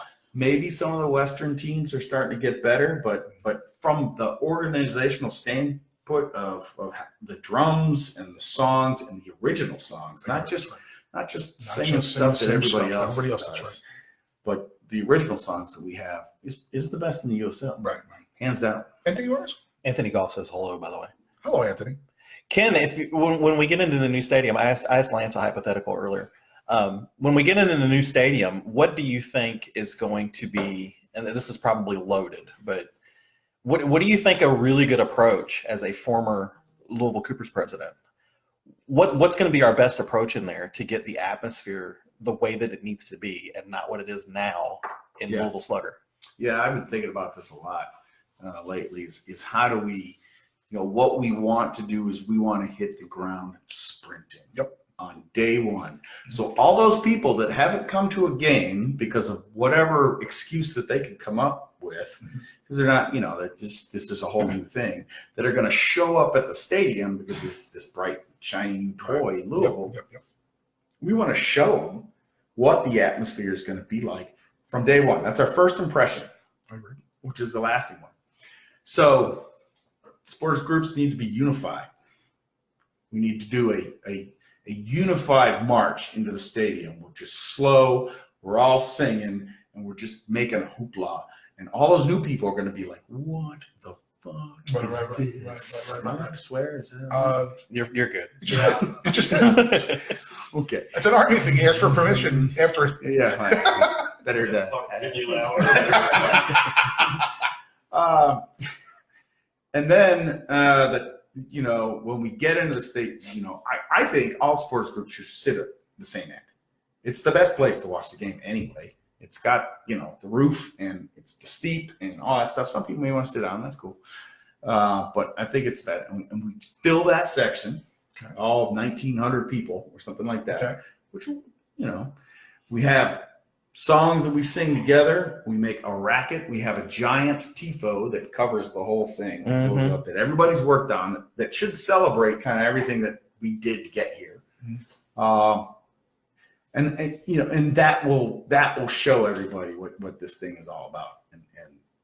And I think that will make a huge impression on everything. One of the things I keep thinking to myself, like one of the things, so since we've begun this whole journey and the team came to Louisville and all this stuff, it seems like when we get to the off season, because of all of the work that everybody puts in and everybody's just wore out, especially the last couple of years, we've had, 2 titles and, people kind of hang it up at the end of the year. They're like, it's been a hell of a ride here. And now I'm going to sit idle and I'm going to relax and I'm going to try and stay in the house during winter and not get too fat. That's how everybody's been.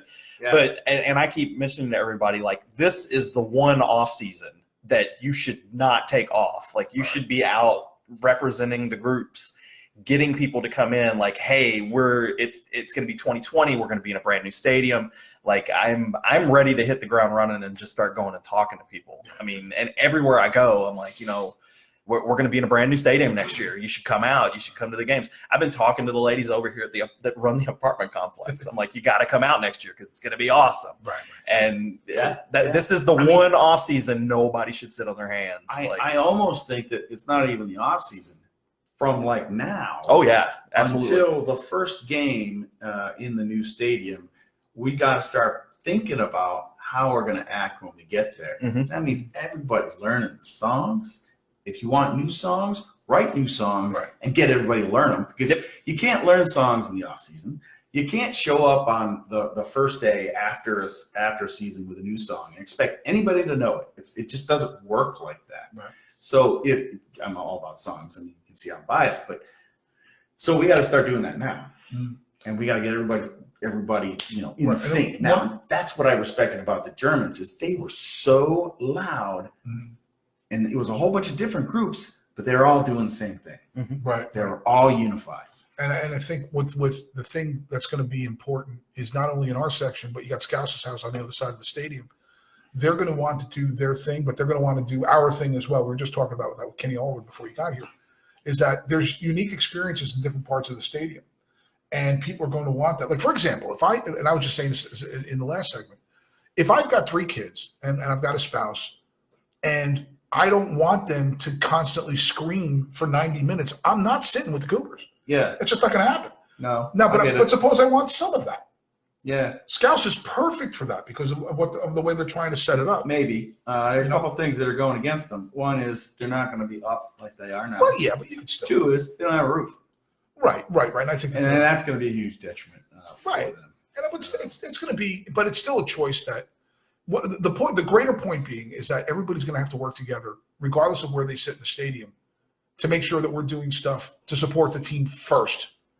It's all about supporting the team first. All the other stuff is ancillary. Imagine what would happen if we had a third supporter group that sat at the half field line. Right. That was an interactive supporter group. That's something I'd love to see a third group. I agree with that.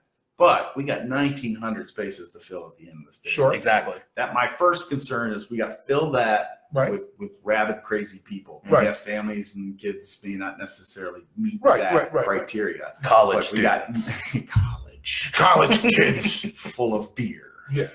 So 1,900 spaces we got to fill at the end of the stadium. Okay. And to me, as Cooper, who spent most of the time with his back to the game, screaming at people, that's my priority. Right, and it should be, and it's because we all have our parts to make the whole. And I'm the same thing with me. I mean, I'm at a game, no matter where I'm sitting, my immediate concern is making sure if I'm playing something that it fits what we're doing with the group of people that I'm hanging out with. Yeah. I'm not worried about the people in the center of the field. I'm not worried about wherever I'm sitting, what the other side of the field is doing, so much as I'm making sure that what I'm doing, but still at the same time, it still comes down to making sure that we're all in lockstep. And I'm going to do whatever I have to do to make sure that I'm a portion, obviously, of what we do. but making sure that we're marching with the Scouts' house deal, making sure that if there is a third group that pops up, that they become part of the fold as well. I mean, anybody, regardless of our differences in the past, It doesn't matter.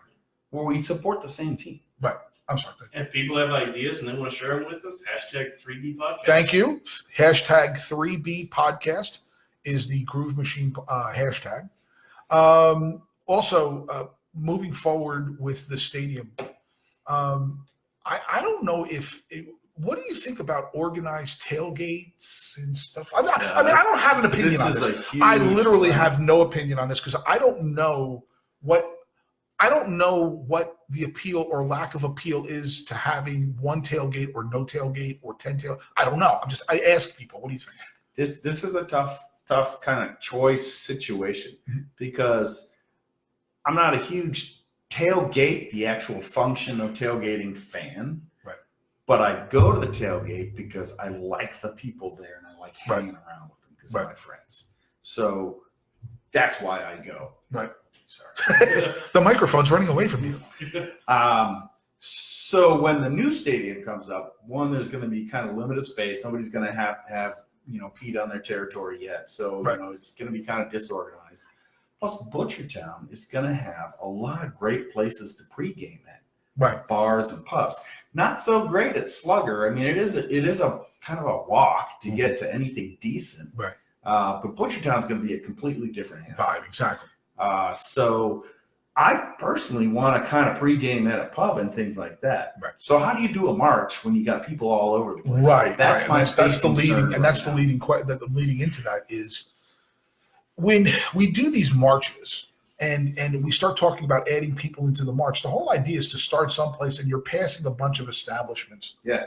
And people join in. It's almost like when I think of the stupidest scene in Rocky 2, where Rocky starts to run and all the kids start to, he's running through the neighborhood and all the kids. It's the same sort of concept. So we need a montage. We need some brave individuals to start at the hitching post in Highview, and they need to walk all the way in town, picking up people, all the way down Preston Highway, picking up people. On a bus. Don't leave out Dixie. Don't leave Dixie out. Don't leave out Dixie Highway. Yeah. So I think that, I'm wondering how organic that is. I hope it's organic in the sense that eventually, look, we're going to try and come up with something. But you've tried to organize the march before. We've been a part of it. It started out really big. It did. It started years. It was big, but then it got smaller and smaller. Because I think more people well, the first thing that happened is that 3 of the friggin' buildings burnt down. Yeah, that was tough. So that was part of the problem. We had to navigate that. When you had to navigate the burnt out buildings that I think 2 of them were restaurants and bars. Yeah. So that was a problem. And then the second thing was more people started to tailgate. Right. And it's nobody's place to judge anybody on how they want to do what they do. You enjoy your experience however you want to enjoy it. So the whole idea is making sure that we're all communicating in some fashion to where they understand, number one, that the march is not a parade. I think some people think it's a parade. The kids think it's a parade. The kids look at them going by. I think it's a show of force. It is a show of force. Yes, it is. The kids like the march in the parade. Right. That's what they call it.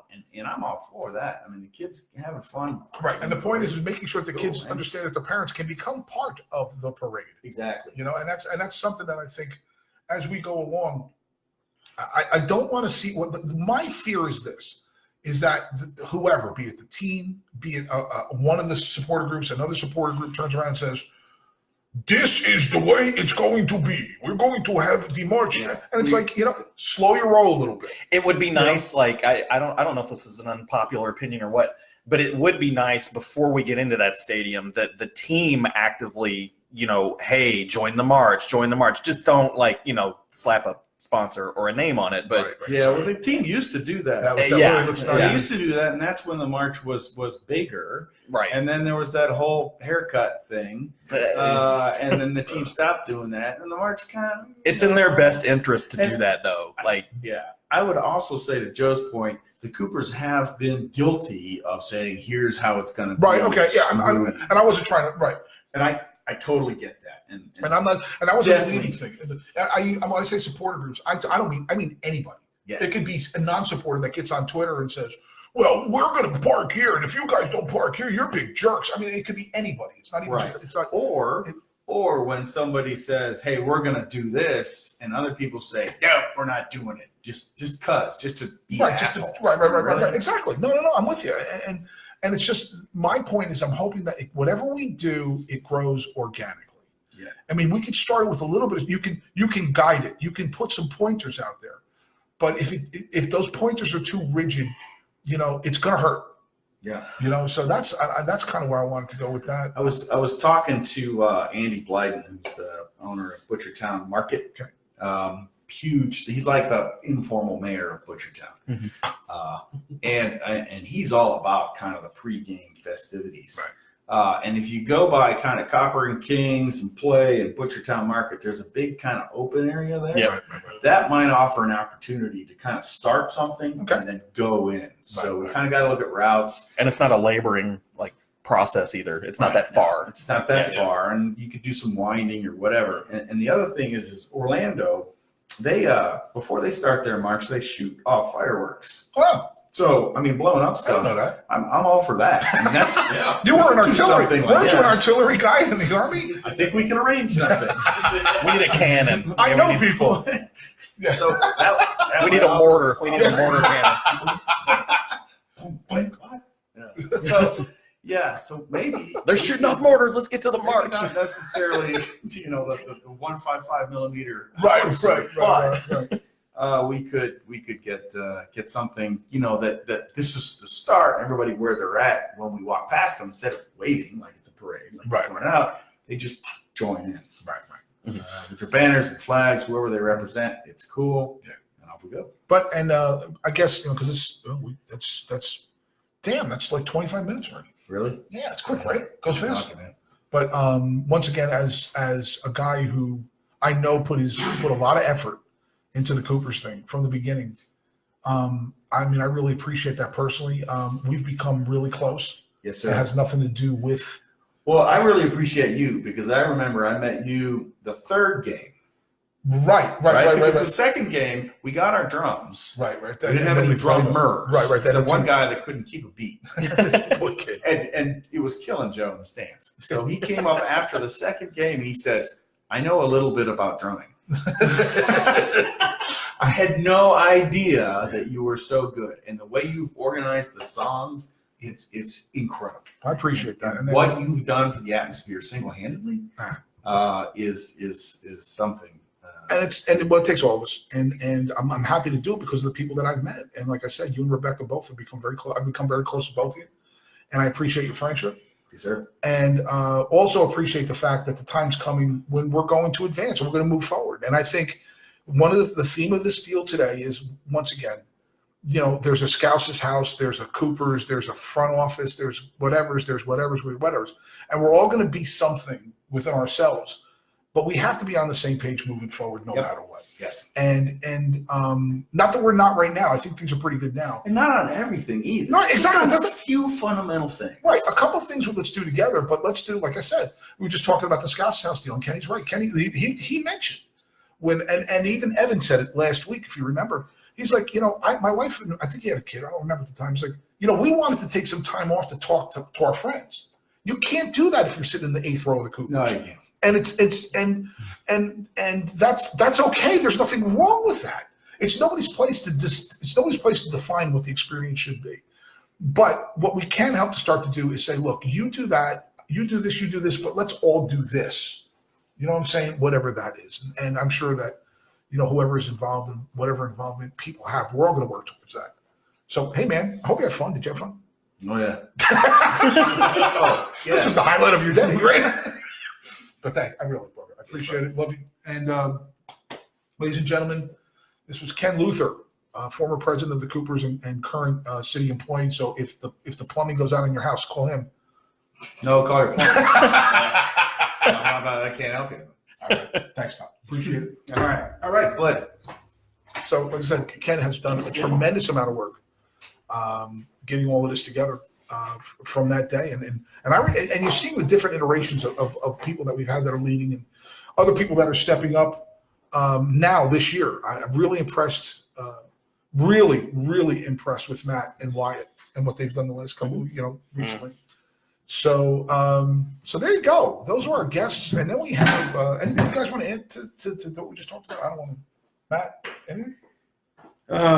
Yeah, I think Scout. I think the Coopers are just going to kind of become in the new stadium more of what we already are in our section. Right. I think Scouse. Thanks, Ken.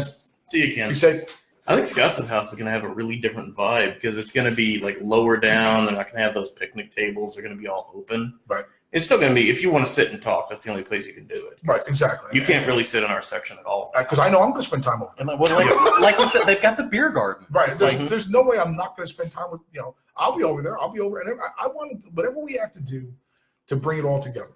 Oh, yeah. And that's what I'm looking forward to. So and, we have, like Ken said, it has to start right now. Right. Like this is, He's right. it's imperative that it Absolutely. starts right now.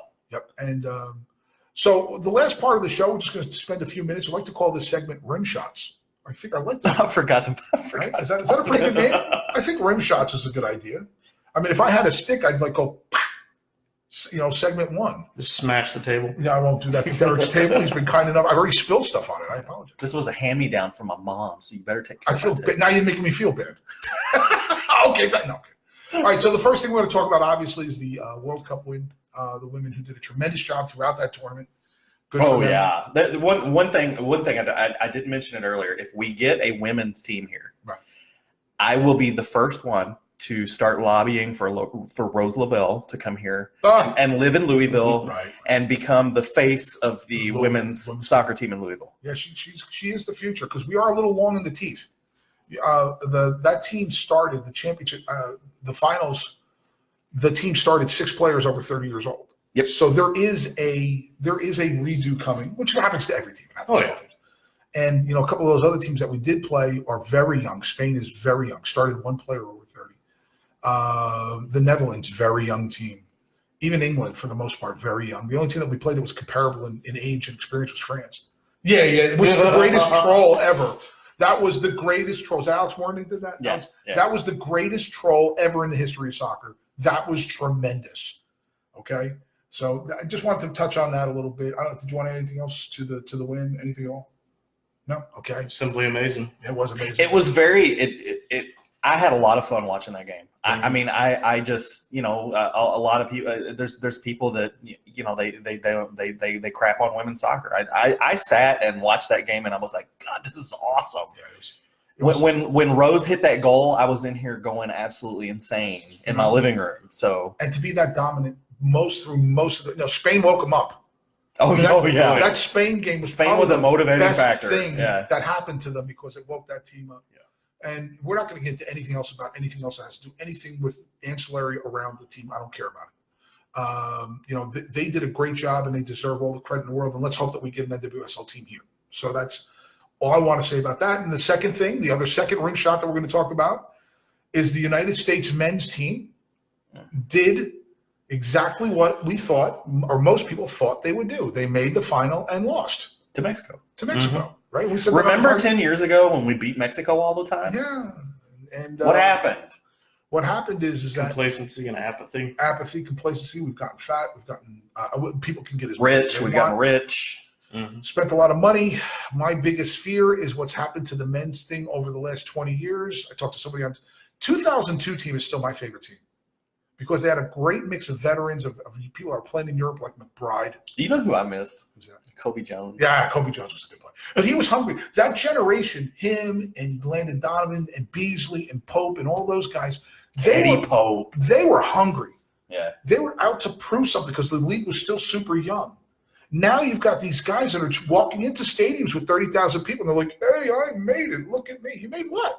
Mm-hmm. You made what? And let's be blunt about something. The American team started 8 MLS players. Mexico started 2. Mexico dominated the second. The only half that Mexico was Mexico in this tournament, I watched every minute, other than most of the first half of the Canada game was the second half of the U.S. game because they finally woke up and said we better start taking this serious. I have an additional rim shot when we're finished. I have an additional rim shot, and I think based off of that.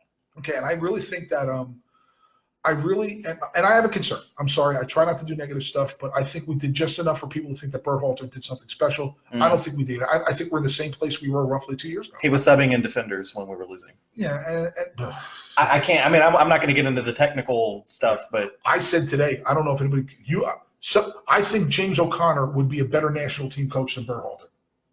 I'm not even kidding when I say that. That is not a homer thing because he's got the pride. He's got the energy. He's got the ability to evaluate individuals and train them up to whatever level they're playing at. It's not just like a USL Division III team building it from nothing. I guarantee you he would take the talent that he had. He would meticulously analyze everything about every single player. And he would build a squad and he wouldn't give a rat's ass about who you were. as long as Tony Miola was the goalkeeper's coach, we'd be good. Okay. No, O'Connor cares about results and will not take their shit. Right. And he doesn't care about personalities or anything like that. You will work as hard as you possibly can or you won't be on the That's who you need. That's who you need. You need somebody in there that's going to kill egos. Yeah. So I firmly stand behind that comment. I really believe that, and he understands the international experience. He understands what that's all about. I really believe that he would be a better national team coach than Berhalter. Could you imagine somebody walking up to Clint Dempsey and Landon Donovan and saying, "I don't give a shit how much money you make"? Like, could you imagine that? Well, it happened to Klinsmann, and look what happened to him. Yeah, but it shouldn't be that way. But it's different now because I think the Cordero and the Federation, there's something coming. There's something coming pretty soon with that whole deal. I think you said it. You said it before, and you're absolutely right. And I know that it was said by Lance. There's big changes coming. Oh, yeah. There are some big, the landscape's going fast. The whole thing's going to change. You have a rim shot, sir. Go ahead. I do have a rim shot. And for those of you who are discouraged by the men's national team, unable to defeat Mexico, something that I'm very passionate about, the men's indoor national team has no problem beating Mexico. Okay. So, and I would like to send a personal, because I'm sure they're watching, Landon Donovan and Jermaine Jones. Thank you for leading the new resurgence of national indoor soccer. I did watch some of that because they destroyed Mexico and it was beautiful. I watched some of that. I did. I was really surprised with that. I thought it was an not an all-star game, like a charity game. I swear to God. No. Because I was just it was serious business. And I saw him. I'm like, he's wearing the colors. What's going on? And I didn't even know it was a championship game, but I did see some of that. Yeah, I remember they were having that game in California, and I remember watching it at 11 midnight. It was me and Eric Beaumonte and a couple other guys were watching and carrying on online, watching them get destroyed. And look at what the indoor game did for Magnus, and his technical skills. Who he was before he went over back home to where he lives, and who he is now on the ball. Don't forget about Toch either. Toch, right? Sean Toch. That's right, Sean. When he was over at Milwaukee Wave, yeah. Right. So, good point. Excellent, good point. And so I don't know what's going to happen other than I don't expect anything better than what we've done. Mm-hmm. I just don't. What do you think? USSF is still all about the money, not the game. Nothing more. That Leagues Cup thing makes me sick to my stomach. And in the national team picture, do you think they're going to pick the better fit, or do you think they're going to pick the more marketable name? Thank you. I like the kids that we have coming up. Yep. I like Way. I like Sargent. They're great. Tyler Boyd. And I know a lot of people have been talking about Bradley, and they want. I'm on the same train with everybody else. Bradley needs to be taken out of there. Bye-bye. It's just. I posted something on Twitter. I think it was Monday about a starting 11. Roughly, it wasn't a true starting 11. It really wasn't. But 11 players that do not play in MLS that you can build this team around. Oh yeah, and you're talking about guys like McKenna and Pulisic, Heidemann, who's playing. I think he's playing with. I forget who's, but he's owned by Bournemouth. But Berhalter had Boyd over on the sideline, and he didn't put Boyd in. Boyd is a monster, and nobody gives him credit. But there's guys that are playing overseas, like with Schalke, that's got this kid Haji Wright. He's like a 20-year-old. I think he's 20. I know what you're talking about. 19. Yeah. The kid's going to be ridiculously good as a striker. And you've got Bobby Wood, who's apparently he's getting some starting time again with Hamburg, which is great. Bobby's just hurt right now, right? And he had some injuries. He struggled with some injuries, and the team got relegated. Everybody talks about him, how bad he played. He had nobody around him to play with. Nope. In if not the best league, the second best league in the world. So it's going to have an impact on how you look. Yep. And then defensively, actually, you start talking about Miazga. Okay, he's one of the guys defensively. In Germany, Brooks. He's injured as well. You've got Yedlin was hurt, another kid that plays overseas. Yep. We have the core of great players overseas that we can build this thing around. But you said it. It's got to be marketable to the United States soccer fan and for all the scarfies that you know that need to do this. Yep. And it's heartbreaking. It is what it is. I mean, how else are you going to get people to pay like $120 for a ticket? I ain't doing it. I'm not doing it until they make changes. I'm not paying a damn thing. I'm sorry. Just you know what? I'm not going to a women's national game either because the money goes in their pocket. And that makes people angry because, I mean, well, what do you mean?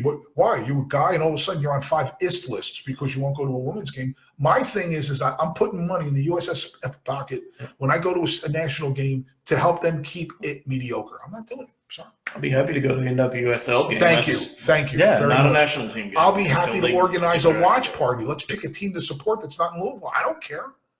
You know, whatever. And do you have any rib shots that you'd like to throw out there? I do. 2 weeks ago, so right about this time, we broke the news that Lucky Kasana had been traded for Antoine Hopino. Wow, okay, good answer. Befuddled and puzzled about all this. It's true. Well, I mean, like I said on Barrel Proof, it turns out to get quality, you got to give quality, and this kid coach knew what Hopino was all about. He went right at it too. Yeah. This is a big it's a statement for him. I mean, and I really mean it. They did 2 weeks ago. Big shout out to Andy and Evan. And I'm not trying to ignore the other podcasts. I'm really not. But Andy and Evan had Hopino on 2 weeks ago. Mm-hmm. And he's a funny kid. I mean, he really is a funny kid. He gets it. But he gets it because he's been through the ringer. He's solid, like tactically. Yeah. That goal that he scored, I can't it looked like it was pretty straightforward, but to go in and volley a ball it was about 12 inches off the ground at the pace that he was running, that's hard to do. And it's having Obi on one side and Hopino on the other, that's like having missiles. Yeah. Golly. And it completely opens a whole new dimension. It opens up a new dimension for Magnus in the center who could use some more space, especially in that stadium, because it's practically like it's almost like a hockey court. So it opens that up. It opens up some space forward for Luke too, right? Because if you've got to worry so much about what's going on the wing with the speed, you have to deal with those two guys. And you're concerned about the pass forward because Magnus is doing so well technically. Now that opens up a little more room for Luke to be a little more creative because he's And if you're defending, I mean, you have Luke, Hopino, Owen B, and Magnus coming at you in the attack. That's crazy. Who do you try to stop? Yeah. Lucky, and this is my opinion, Lucky didn't seem like he really liked to get a lot of contact.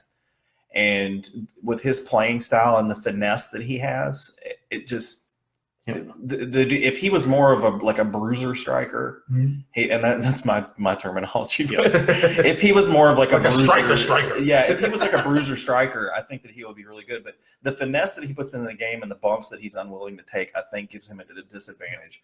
But this Hopino kid, man, he can take some bumps. Yeah. So we're looking at I think the beginning of a pretty good run here, and we went on a run late last year when we got some bodies back. You know, losing Del Piccolo will suck if he's hurt seriously. We'll see what happens. I don't know if he's playing in Ottawa this weekend.